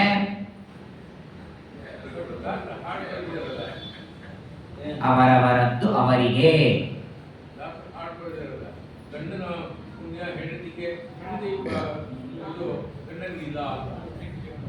ಹೆಂಡತಿಯ ಪುಣ್ಯ ಗಂಡ ಮಾಡಿದ ಪುಣ್ಯ ಹೆಂಡತಿಗೆ ಬರ್ತದೆ ಅಂತ ಹೇಳಿದ್ದಕ್ಕಾದ್ರೂ ಗಂಡನ ಸೇವೆ ಮಾಡ್ತೀರೇನೋ ಅಂತ. ಹಂಗ ಹೇಳಿದ್ದಕ್ಕರೆ ದೇವರ ಮನೆ ಕಸ ಹೊಡೆದು ಕೊಡ್ತೀರಿ, ಪಾತ್ರೆ ತೊಳೆದು ಕೊಡ್ತೀರಿ, ಪರವಾಗಿಲ್ರಿ, ಪೂಜೆ ನಮ್ಮ ಮನೆಯವರು ಮಾಡೋದು ಸ್ವಲ್ಪ ಪುಣ್ಯ ಬರ್ತದೆ ಅಂತ ಅನ್ನೋದಕ್ಕಾದ್ರೂ ಮಾಡಿ ಕೊಡ್ತಾರೇನೋ ಅಂತ ಹೇಳಿದ್ದು. ಆಮೇಲೆ ಆ ಹಾಡದಲ್ಲಿ ನೀವು ನೋಡಿ, ಪರಮಾತ್ಮ ದಾಸರ ಹಾಡಿದೆಯಲ್ಲ, ಗಂಡನ ಪುಣ್ಯ ಹೆಂಡತಿಗೆ, ಹೆಂಡತಿಯ ಪುಣ್ಯ ಗಂಡನಿಗಿಲ್ಲ ಅಂತ ಹೇಳ್ತಾ ಹೇಳ್ತಾ ಕೊನೆಗೆ ಏನಂತಾರೆ, ನಾ ಗಂಡ ನೀ ಹೆಂಡತಿ, ನೀ ಗಂಡ ನಾ ಹೆಂಡತಿ ಅಂತ ಪರಮಾತ್ಮನಿಗೆ ಅಂತಾರೆ. ನೀ ಗಂಡ ಅಂದ್ರೆ ನೀ ಮಾಡಿದ ನನ್ನ ಮನೆಯಲ್ಲಿ ನಾ ಮಾಡಿದ್ರೆ ಇಲ್ಲ. ಶ್ರೀಮದ್ ಆನಂದ ತೀರ್ಥ ಭಗವತ್ಪಾದಾಚಾರ್ಯರು ಇದರ ಬಗ್ಗೆ ತುಂಬಾ ವಿವರಣೆ ಕೊಡ್ತಾರೆ. ಇದು ಕೇವಲ ಗಂಡ ಮಾಡಿದ ಪುಣ್ಯ ಹೆಂಡತಿಗಲ್ಲ, ತಂದೆ ತಾಯಿಗಳ ಪುಣ್ಯನೂ ಮಕ್ಕಳಿಗೆ ಬರುತ್ತೆ ಅಂದ್ರೆ ಎಲ್ಲಿವರೆಗೆ ಕೊಡ್ತಾನೆ? ತಂದೆ ತಾಯಿಗಳ ಪುಣ್ಯ ಮಕ್ಕಳಿಗೆ ಎಲ್ಲಿವರೆಗೆ? ಮಕ್ಕಳಿಗೆ ಪುಣ್ಯ ಸಂಪಾದನೆ ಮಾಡುವ ಬುದ್ಧಿ ಬರೋವರೆಗೆ. 8-10 ವರ್ಷ ಅವರಿಗೆ ಪುಣ್ಯ ಅಂದ್ರೆ ಪಾಪ ಅಂದ್ರೆ ಗೊತ್ತಿಲ್ಲ, ಅಲ್ಲಿವರೆಗೆ ಇವರ ಪುಣ್ಯ ಕೆಲಸ ಮಾಡುತ್ತದೆ. ಅವರಿಗೆ ಇನ್ನೆಲ್ಲ ಮಾಡ್ಲಿಕ್ಕೆ ಬುದ್ಧಿ ಇದೆ. ಎಲ್ಲಾ ಕೆಲಸ ಮಾಡ್ಲಿಕ್ಕೆ ಬುದ್ಧಿ ಇದ್ದಾಗ ತೀರ್ಥಯಾತ್ರೆ ನಮ್ಮ ಅಪ್ಪ ಮಾಡ್ತಾರೆ, ಪುಣ್ಯ ಬರ್ತದೆ, ಕೊಡಲ್ಲ ದೇವರು. ಅದನ್ನ ನೀನೇ ಮಾಡ್ಬೇಕು. ಬೇಕಾದಷ್ಟು ಪ್ರೀತಿ ಯಾರ ಮೇಲೆ ಯಾರಿಗಿದ್ರು, ನಿಮ್ಗೆ ಜ್ವರ ಬಂದಿದೆ, ನಿಮ್ಮ ಮನೆಯವರಿಗೆ ನಿಮ್ಮ ಮೇಲೆ ಬಹಳ ಪ್ರೀತಿ, ಅಯ್ಯೋ ನಿಮ್ಮನ್ನ ಕಂಡ್ರೆ ತುಂಬಾ ಪ್ರೀತಿ, ಅಷ್ಟು ಕಹಿ ಮಾತ್ರ ನೀವೇ ತಗೊಳ್ತೀರಿ, ಒಂದಿಷ್ಟು ನಾನು ತಗೊಳ್ತೇನೆ ಅಂದ್ರೆ ನಿಮ್ ಜ್ವರ ಹೋಗತ್ತಾ? ನೀವೇ ತಂದು ನುಂಗಬೇಕದನ್ನ. ಜ್ವರ ಬಂದ ವ್ಯಕ್ತಿ ತಾನೇ ಮಾತ್ರ ನುಂಗಬೇಕು. ಹಾಗೆ ಅವರವರ ಕರ್ಮ, ಅದರ ದುಃಖ, ಅದರ ಸುಖ. ಯಾಕಂತ ಕೇಳಿ ಇನ್ನೊಂದು ಕಾರಣ ಕೊಡ್ತೇನೆ. ಸರ್ವೋತ್ತಮರಾವ್ ಒಬ್ಬ ವ್ಯಕ್ತಿಯ ಪುಣ್ಯ ಇನ್ನೊಬ್ಬರಿಗೆ ಯಾಕೆ ಕೊಡಲ್ಲ ಅಂದ್ರೆ ಮೊದಲನೇದಾಗಿ ಈಗ ಹೇಳಿದ್ರಲ್ಲ, ಗಂಡನ ಪುಣ್ಯ ಹೆಂಡತಿಗೆ. ಯಾವಾಗ ಇದೆಲ್ಲ ಗಂಡನ ಪುಣ್ಯ ಹೆಂಡತಿಗೆ ಯಾವಾಗ ಬರುತ್ತೆ ಗೊತ್ತಾ?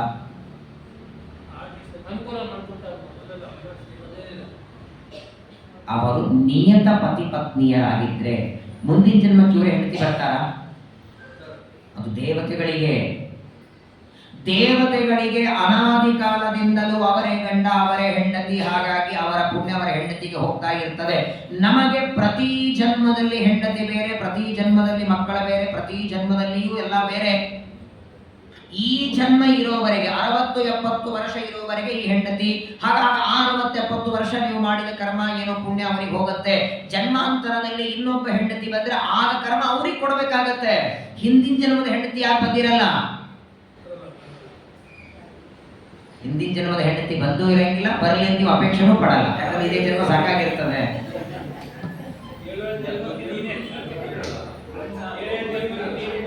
ಆಯ್ತು, ಏಳೇಳು ಜನ್ಮಕ್ಕೆ ನೀವೇ ಬೇಕು ಅಂತ ಹೆಣ್ಣು ಮಕ್ಕಳು ಬೇಕಾದಷ್ಟು ವ್ರತ ಉಪವಾಸ ಮಾಡಿರ್ತಾರೆ. ಯಾಕಂದ್ರೆ ಈ ಜನ್ಮದಲ್ಲಿ ರೆಡಿ ಮಾಡಿರ್ತಾರೆ.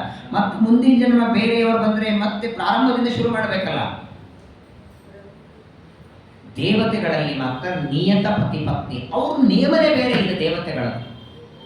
ಅವ್ರು ಎಲ್ಲಿ ಅಂದ್ರೆ ಮೋಕ್ಷಕ್ಕೆ ಹೋಗೋವರೆಗೂ ಜೋಡಿ ಮೇಲೆ ಹೋಗ್ತಾರೆ.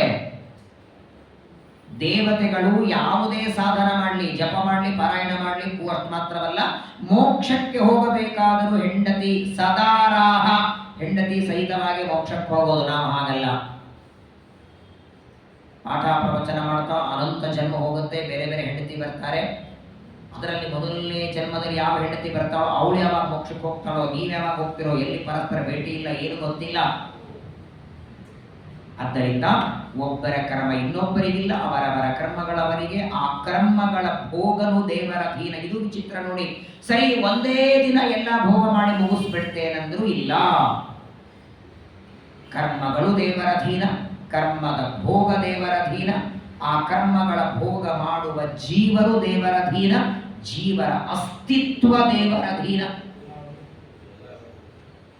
ಮತ್ತೆ ಇವನ ಹತ್ರ ಏನಿದೆ? ಎಲ್ಲ ಒಂದೇ. ನಾನು ಮಾಡಿದೆ ಬೆಳಗ್ಗೆ ರಾತ್ರಿ ಮಲಗೋದನ್ನ ನಾನು ಅಂತಾನ ಇವ. ಈಗ ಮಾತ್ರ ಪ್ರವಚನದಾಗ ಎಲ್ಲ ಒಂದೇ.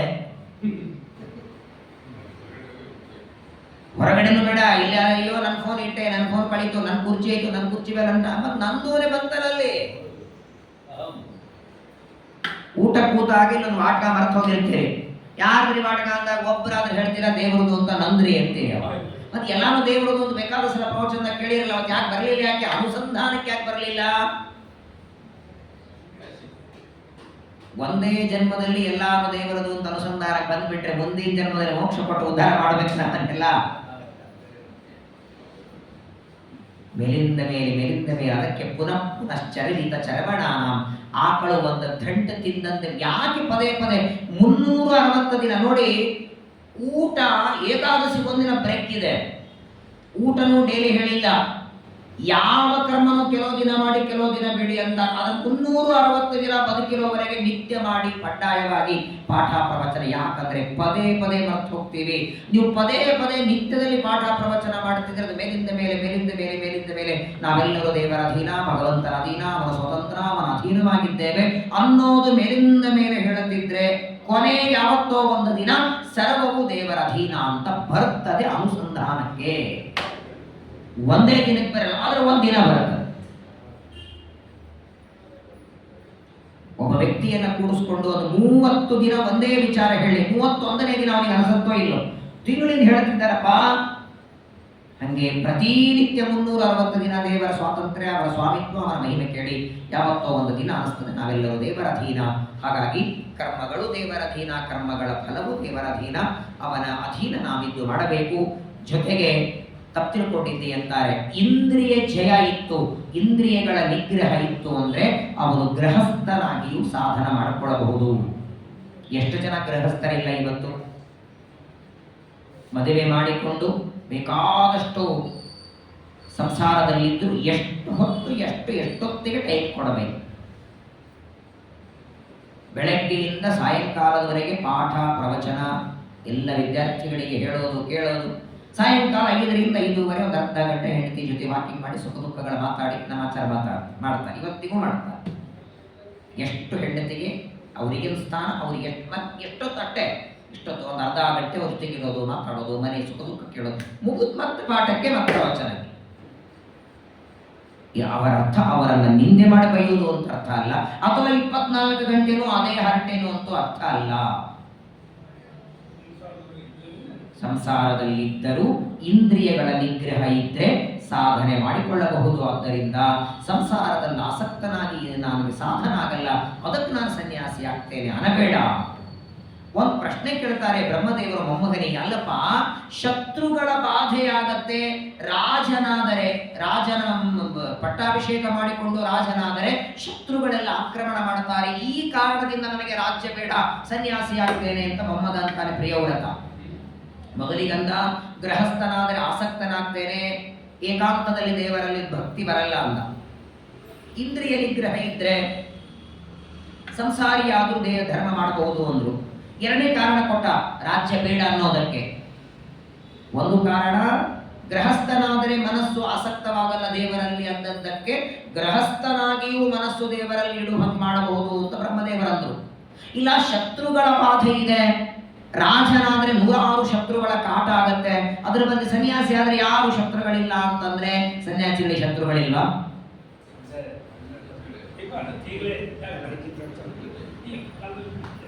ಬರೀ ಇದ್ದಾರ ಬಗ್ಗೆ ಹೆಚ್ಚಿದ ಆ ಸ್ವಾಮಿಗಳ ಕಂಡ್ರೆ ಇವರಿಗಾಗಲ್ಲ, ಈ ಸ್ವಾಮಿಗಳ ಕಂಡ್ರೆ ಅವರಿಗಾಗಲ್ಲ, ಆ ಸ್ವಾಮಿಗಳ ಬಡಿ ಇವ್ರಿಗೆ ಸೇರಲ್ಲ.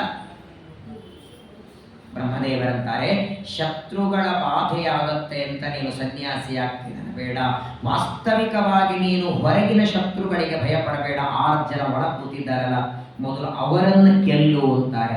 ಒಳಗೆ ಇದ್ದ 6 ಜನ ಶತ್ರುಗಳನ್ನ ಗೆಲ್ಲದೆ ಹೊರಗಿನ ಶತ್ರುಗಳ ಭಯಕ್ಕಾಗಿ ರಾಜ್ಯ ಬೇಡ ಅಂತೀಯ. ಯಕ್ಷತ್ಸವತ್ನಾನ್ವಿ ಜಗೀಷಮಾಣಃ ಗ್ರಹೇಶು ನಿರ್ವಿದ್ಯ ಯತೇತ ಪೂರ್ವಂ. ಚೆನ್ನಾಗಿ ನಾವೇ ಮನೆ ಮಾಡಿ ಒಳಗೆ ಕುಡಿಸಿದ್ದೀವಿ, ಅವರಿಗೆ ಮನೆ ಬಾಡಿಗೆನೂ ತಗೋತಾ ಇಲ್ಲ. 6 ಜನರಿಗೆ ಕಾಮ, ಕ್ರೋಧ, ಲೋಭ, ಮೋಹ, ಮದ, ಮತ್ಸರ 6 ಶಬ್ದಗಳಿಗೆ ನಮ್ಮ ಶರೀರವೇ ಬಾಡಿಗೆ ಕೊಟ್ಟು ಅವ್ರು ಬಾಡಿಗೆ ಕೊಡಲ್ಲ. ಮನೆಯಲ್ಲಿ ಇಟ್ಕೊಂಡು 2 ತೂಟಕ್ಕೆ ಹಾಕಿ ಚೆನ್ನಾಗಿ ಬೆಳೆಸಿ ದೊಡ್ಡವರಾಗಿ ಮಾಡಿ, ಯಾವ ಕಾಮಕ್ರೋಧವೆಂಬ 6 ಶತ್ರುಗಳು ಮೊದಲು ಅವರನ್ನು ಗೆಲ್ಲು, ಅನಂತರ ಹೊರಗಿನ ಶತ್ರುಗಳನ್ನು ನೀನು ಗೆಲ್ಲಬಹುದು. ಹಾಗಾಗಿ ಶತ್ರುಗಳ ಬಾಧೆಯಿಂದಲೂ ರಾಜ್ಯ ಬಿಡಬೇಡ. ಗೃಹಸ್ಥನಾಗಿಯೂ ಧರ್ಮ ಮಾಡ್ಲಿಕ್ಕಾಗಲ್ಲ ಅಂತ ರಾಜ್ಯ ಬಿಡಬೇಡ. ರಾಜ್ಯವನ್ನ ಪರಿಪಾಲನೆ ಮಾಡು, ನಿನ್ನ ಕರ್ತವ್ಯ ಪಾಲನ ಮಾಡು. ಕರ್ತವ್ಯ ಪಾಲನವೇ ದೇವರ ದೊಡ್ಡ ಪೂಜೆ, ಅದನ್ನ ಮಾಡು. ತುಂಬ ವಿಸ್ತಾರವಾಗಿ ಮೊಮ್ಮಗನಾದ ಪ್ರಿಯವ್ರತನಿಗೆ ಬ್ರಹ್ಮದೇವರ ಉಪದೇಶ ಮಾಡ್ತಾರೆ. ಬ್ರಹ್ಮದೇವರ ಉಪದೇಶದಿಂದ ತಲೆಯೊಳಗಿದ್ದ ಅಜ್ಞಾನ ಹೋಯಿತು. ಸಾಷ್ಟಾಂಗ ನಮಸ್ಕಾರ ಮಾಡುತ್ತಾನೆ. ಬ್ರಹ್ಮದೇವರ ಮಾತು ಸ್ವೀಕಾರ ಮಾಡಿದ, ಆಜ್ಞೆ ಸ್ವೀಕಾರ ಮಾಡುತ್ತಾನೆ. ಆಯಿತು ಸ್ವಾಮಿ, ನಿಮ್ಮ ಮಾತಿನಂತೆ ವಿವಾಹ ಮಾಡಿಕೊಂಡು ರಾಜನಾಗ್ತೇನೆ ಅಂತ ಪ್ರಿಯವ್ರತ ಅಂತಾನೆ. ಏನಾನಂದ ಸ್ವಯಂಭೂ ಮನವಿಗೆ. ಮಗ ಒಪ್ಪಿಕೊಂಡಲ್ಲ, ಪ್ರಿಯವ್ರತ ರಾಜ್ಯಕ್ಕೆ ಒಪ್ಪಿಕೊಂಡಾಗ ಬ್ರಹ್ಮದೇವರಂತಾರೆ, ನಿನ್ ಮಗ ಒಪ್ಪಿಕೊಂಡಿದ್ದಾನೆ, ತಡ ಮಾಡಬೇಡ, ನೀನು ಬಿಟ್ಕೊಡು ರಾಜ್ಯ. ಆದಷ್ಟು ಬೇಗ ನೀನು ರಾಜ್ಯವನ್ನು ಬಿಡು, ನಿನ್ನ ಮಗ ರಾಜ್ಯವನ್ನು ಸ್ವೀಕಾರ ಮಾಡಲಿ. ಸ್ವಯಂಭೂಮನು ತನ್ನ ರಾಜ್ಯವನ್ನು ಸಂಪೂರ್ಣ 7 ದ್ವೀಪದ ರಾಜ್ಯವನ್ನ ತನ್ನ ಮಗನಾದ ಪ್ರಿಯವ್ರತನಿಗೆ ಕೊಡ್ತಾನೆ.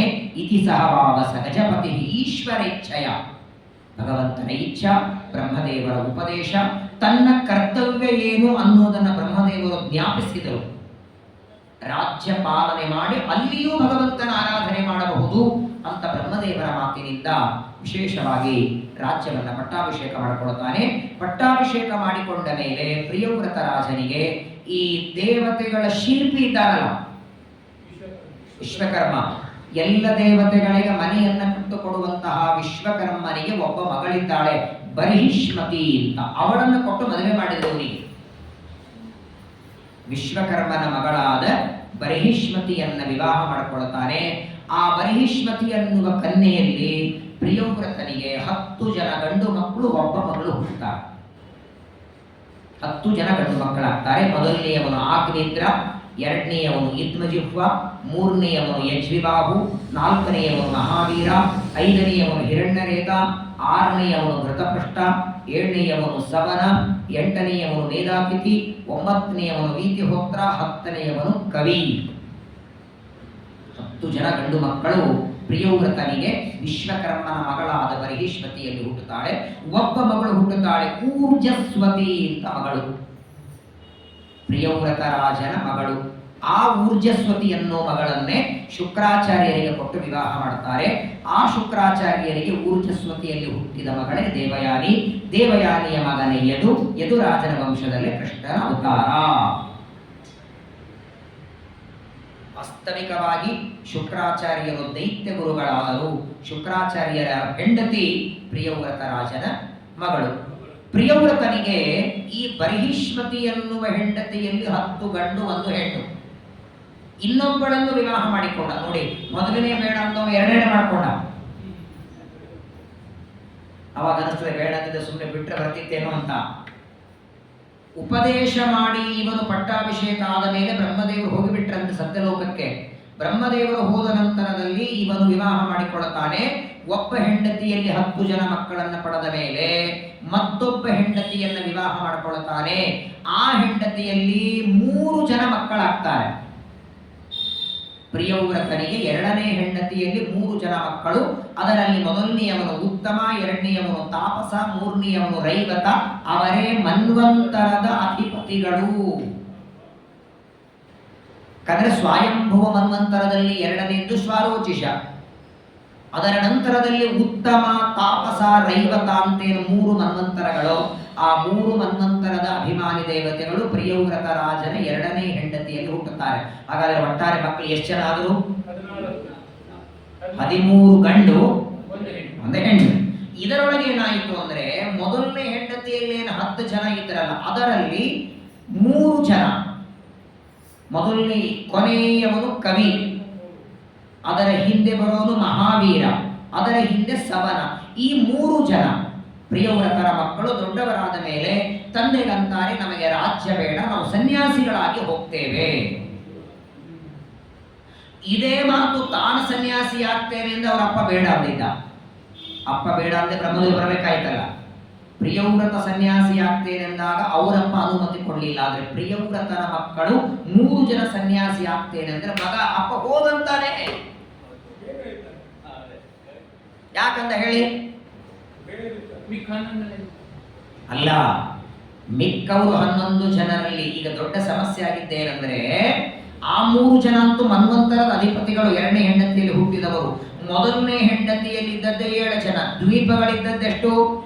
ಮತ್ತೆ 10 ಮಂದಿ ಭಾಗ ಮಾಡಿ ಕೊಡೋದೆಲ್ಲಿಂದ? 3 ಜನ ಸನ್ಯಾಸಿಗಳಾದ್ರೆ 7 ಮಂದಿ 7 ಹಂಚಬಹುದಲ್ಲ. ಮತ್ತೆ ಆಸ್ತಿಯಲ್ಲಿ ಭಾಗ ಮಾಡಿಕೊಂಡು ಟೆನ್ಷನ್ ಬೇಡ. ಇನ್ನೊಂದು ಕಾರಣ ಏನಂದ್ರೆ ಯಾವಾಗಲೂ ಒಬ್ಬನೇ ಮಗ ಇದ್ದು ಸನ್ಯಾಸಿ ಆಗ್ತೇನಂದದಕ್ಕೆ ಸ್ವಯಂಭೂಮನು ಬೇಡ ಅಂದಿದ್ದ. 7 ಮಂದಿ ಮಾತ್ರವಲ್ಲ, ಪ್ರಿಯವ್ರತನ ನಂತರದಲ್ಲಿ ಸಮಗ್ರವಾದ ಜಂಬೂದ್ವೀಪ ಆಳುವ ಅರ್ಹತೆ ಆಗ್ನಿದ್ರನಲ್ಲಿದೆ. ಆ ಮಗ ಅಂತೂ ಸನ್ಯಾಸಿ ಆಗ್ತಿಲ್ಲ. ಹಾಗಾಗಿ 3 ಜನರಿಗೆ ಸನ್ಯಾಸಿ ಆಗೋದಕ್ಕೆ ಅನುಮತಿ ಕೊಡ್ತಾರೆ. 3 ಜನ ಹೋದ ಮೇಲೆ ಉಳಿದವರು 7 ಜನ. 7 ಜನರಿಗೆ 7 ದ್ವೀಪವನ್ನು ಹಂಚಿಬಿಟ್ಟ ಅಂತೆ. ಒಟ್ಟಾರೆ ನಮ್ಮ ಭೂಮಂಡಲ ಇದ್ದದ್ದೇ 7 ದ್ವೀಪಗಳು. ಮಧ್ಯದಲ್ಲಿ ಜಂಬೂದ್ವೀಪ, ಅದರ ಮೇಲ್ಭಾಗದಲ್ಲಿ ಪ್ಲಕ್ಷ, ಶಾಲ್ಮಲಿ, ಕುರುಷ, ಕ್ರೌಂಚ, ಶಾಕ, ಪುಷ್ಕರ. 7 ದ್ವೀಪಗಳಿಂದ 7 ದ್ವೀಪಗಳಲ್ಲಿ ನಾವೆಲ್ಲರೂ ವಾಸ ಮಾಡ್ತಾ ಇರೋದು ಜಂಬೂದ್ವೀಪದಲ್ಲಿದ್ದೇವೆ. ಆ ಜಂಬೂದ್ವೀಪವನ್ನ ಮೊದಲು ಪ್ರಿಯವ್ರತ ರಾಜ ತನ್ನ ಮಕ್ಕಳಿಗೆ ರಾಜ್ಯ ಕೊಡೋದಕ್ಕೆ ಮೊದಲು ತಾನು ಆಳ್ತಿದ್ದಲ್ಲ. ತನ್ನ ತಂದೆ ಸ್ವಯಂಭವಮನು ಪಟ್ಟಾಭಿಷೇಕ ಮಾಡಿ ರಾಜನಾದ ಮೇಲೆ ಇನ್ನು ಪ್ರಿಯವ್ರತ ಮಕ್ಕಳಿಗೆ ಕೊಟ್ಟಿರಲಿಲ್ಲ. ತಾನು ರಾಜ ಆಳುವಾಗ 7 ದ್ವೀಪವನ್ನ ಪ್ರಿಯವ್ರತ ರಾಜ ಆಳುವಾಗ ಅವನು ರಥದಲ್ಲಿ ಹೋಗ್ತಿದ್ದ. ಪ್ರಿಯವ್ರತ ರಾಜ ರಥದಲ್ಲಿ ನಡೀತಿದ್ರೆ ಅವನ ರಥದ ಗಾಲಿ ಎಷ್ಟು ದೊಡ್ಡದಿತ್ತು ಅಂದ್ರೆ ಆ ರಥದ ಗಾಲಿಯಿಂದ ಎಲ್ಲೆಲ್ಲಿ ತೆಕ್ಕು ಬಿತ್ತೋ ಆ ತೆಕ್ಕುಗಳೇ ಇವತ್ತಿನ ಸಮುದ್ರಗಳಾಯಿತು. ಪ್ರಿಯವ್ರತ ರಾಜ ರಥದಲ್ಲಿ ಹೊರಟ್ರೆ ಅವನ ತಲೆ ಸೂರ್ಯನಿಗೆ ತಾಕ್ತಿತ್ತ. ಸೂರ್ಯ ಮಂಡಲದವರೆಗೆ ಹೋಗುವಷ್ಟು ದೊಡ್ಡದಾದ ರಥದಲ್ಲಿ ಕೂತ್ಕೊಂಡು ಪ್ರಿಯವ್ರತ ರಾಜ ತಾನು ಮೊದಲು ರಾಜ್ಯ 7 ದ್ವೀಪವನ್ನ ತಾನು ಆಳಿ ನಂತರದಲ್ಲಿ ಕೊಡ್ತಾನೆ. ನಿಮಗೆ ಪ್ರಶ್ನೆ ಬಂತೋ ಇಲ್ಲ ಗೊತ್ತಿಲ್ಲ. ಹಾ, ಇವರೊಬ್ಬರು ಬುದ್ಧಿವಂತರು ನೋಡಿ. ದ್ವಿತೀಯ ಸ್ಕಂದ ಭಾಗವತದಲ್ಲಿ, ಎರಡನೇ ಸ್ಕಂದ ಭಾಗವತದಲ್ಲಿ, ಇದು 5ನೇ ಸ್ಕಂದ ನಡೀತಿದೆ, 2ನೇ ಸ್ಕಂದ ಭಾಗವತದಲ್ಲಿ ಪರಮಾತ್ಮನಿಂದಲೇ ಸಮುದ್ರಗಳ ಸೃಷ್ಟಿಯಾಯಿತು ಅಂತ ಆಲ್ರೆಡಿ ಬಂದಿದೆ. ಹಾಗಾದ್ರೆ ಸಮುದ್ರಗಳೆಲ್ಲ ದೇವರಿಂದ ಸೃಷ್ಟಿಯಾದದ್ದು. ಪ್ರಿಯವ್ರತ ರಾಜನ ರಥದ ಗಾಲಿಯಿಂದ ಸಮುದ್ರಗಳು ನಿರ್ಮಾಣ ಆಯಿತು ಅಂದ್ರೆ ಮೊದಲು ಇರಲಿಲ್ವಾ? ಮೊದಲು ದೇವರು ನಿರ್ಮಾಣ ಮಾಡಿದ್ದಿತ್ತ. ಮತ್ತೆ ಎರಡನೇದ ಇದು ದೇವರು ಮಾಡಿದ್ದೊಂದು, ದೇವರ ಮೊಮ್ಮಗ ಪ್ರಿಯವ್ರತ ಮಾಡಿದ್ದೊಂದು ಅಂದ್ರೆ ಮಧ್ಯದಲ್ಲಿ ಮಧ್ವಾಚಾರ ಬರಬೇಕಿಲ್ಲ. ಶ್ರೀಮದಾಚಾರ್ಯ ಬರದವರಂತೂ ನಮಗೇನು ಮಾರ್ಗ ಇಲ್ಲ. ಮಧ್ವಾಚಾರ್ಯ ಎಷ್ಟು ಚೆನ್ನಾಗಿ ಹೇಳ್ತಾರೆ, ಎಲ್ಲಾ ಸಮುದ್ರಗಳು ದೇವರೇ ನಿರ್ಮಾಣ ಮಾಡಿದ್ದು. ಹಾಗಾದ್ರೆ ಪ್ರಿಯವ್ರತ ಆ ಪ್ರಿಯವ್ರತನ ರಥದ ಗಾಲಿಯಿಂದ ಅಗಲ ಆಯಿತು, ವಿಸ್ತಾರ ಆಯಿತು. ಈಗ ಇಷ್ಟು ಹರಿತಿರ್ತದೆ, ಅದನ್ನ ಹೀಗೆ ಹೀಗೆ ಹೀಗೆ ಸರಿಸಿ ದೊಡ್ಡದು ಮಾಡ್ತಾರಲ್ಲ. ಆದ್ರೆ ದೊಡ್ಡದು ಮಾಡುವುದು ಅಂದ್ರೆ ನಿರ್ಮಾಣ ಮಾಡುವುದು ಅಂತ ಅರ್ಥವಲ್ಲ. ಪರಮಾತ್ಮ ಸಮುದ್ರವನ್ನ ಸೃಷ್ಟಿ ಮಾಡಿದ್ದ. ದೇವರು ನಿರ್ಮಾಣ ಮಾಡಿದಾಗ ಎಷ್ಟು ವಿಸ್ತಾರ ಮಾಡಿದ್ದು ಅದಕ್ಕೂ ಹೆಚ್ಚಿನ ವಿಸ್ತಾರ ಆದದ್ದು ಪ್ರಿಯವ್ರತನ ರಥದ ಗಾಲಿಯಿಂದ. ಹಾಗಾಗಿ ನಿರ್ಮಾಣ ಮಾಡಿದ್ದು ದೇವರೇ. ಯಾಕಿದನ್ನು ಹೇಳಿದ್ರು ಅಂತ ಪ್ರಶ್ನೆ ಬರ್ತದೆ. ಪ್ರಿಯವ್ರತ ರಾಜನಿಗೆ ಪಟ್ಟಾಭಿಷೇಕ ಮಾಡಿ ರಾಜನಾಗಿ ಮಾಡೋ ಉದ್ದೇಶ ಏನಿತ್ತು ಅಂದ್ರೆ ಅವನ ಮಹಿಮೆ ಜಗತ್ತಿಗೆ ತೋರಿಸ್ಬೇಕು. ಸಾಮಾನ್ಯವಾಗಿ ರಾಜನಿಗೆ ಛತ್ರ ಚಾಮರ ರಥ ಇರ್ತದೆ, ಆದರೆ ಪ್ರಿಯವ್ರತನ ರಥದ ಗಾಲಿ ಇಷ್ಟು ದೊಡ್ಡದಿತ್ತು ಅಂದ್ರೆ ಅವನ ರಥ ಎಷ್ಟು ದೊಡ್ಡದು, ಹೇಗೆ ಸಂಚಾರ ಮಾಡುತ್ತಿದ್ದ, ಅವನ ವೈಭವ ಅವನ ಮಹಿಮೆ ಜಗತ್ತಿಗೆ ತೋರಿಸೋದಕ್ಕಾಗಿ ರಥದ ಗಾಲಿ ಬಗ್ಗೆ ಹೇಳಿದ್ದೇ ಹೊರತು ಮೊದಲಿಲ್ಲದೆ ಇದ್ದ ಸಮುದ್ರ ಹುಟ್ಟಿಕೊಂಡಿತು ಅಂತ ಅರ್ಥ ಅಲ್ಲ. ಇದ್ದ ಸಮುದ್ರವನ್ನೇ ವಿಸ್ತಾರಗೊಳಿಸ್ತಾರೆ. ಮುಂದೆ ಆ ಪ್ರಿಯವ್ರತ ರಾಜನ 10 ಜನ ಮಕ್ಕಳು, ಅದರಲ್ಲಿ 7 ಜನರಿಗೇನು 7 ದ್ವೀಪ ಕೊಡ್ತಾನೆ. ಆ ಯಾವ ದ್ವೀಪದಲ್ಲಿ ಯಾರಿದ್ದಾರೆ? ಪ್ರಿಯವ್ರತರ ಮೊದಲನೇ ಮಗನೇ ಆಗ್ನಿದ್ರ, ಅವನ ಮಗ ನಾಭಿ, ಅವನ ಮಗನಾಗಿ ಪರಮಾತ್ಮ ವೃಷಭ ರೂಪದಿಂದ ದೇವರ ಅವತಾರ ಹೋಗಿದೆ. ಆ ಎಲ್ಲ ವಿಚಾರಗಳನ್ನ ಮತ್ತೆ ನಾಳೆಯಿಂದ ಮತ್ತೆ ಶ್ರವಣ ಮಾಡೋಣ. ಭಾರತೀಯರ ಮುಖ್ಯ ಪ್ರಾಣ ಶ್ರೀಕೃಷ್ಣ.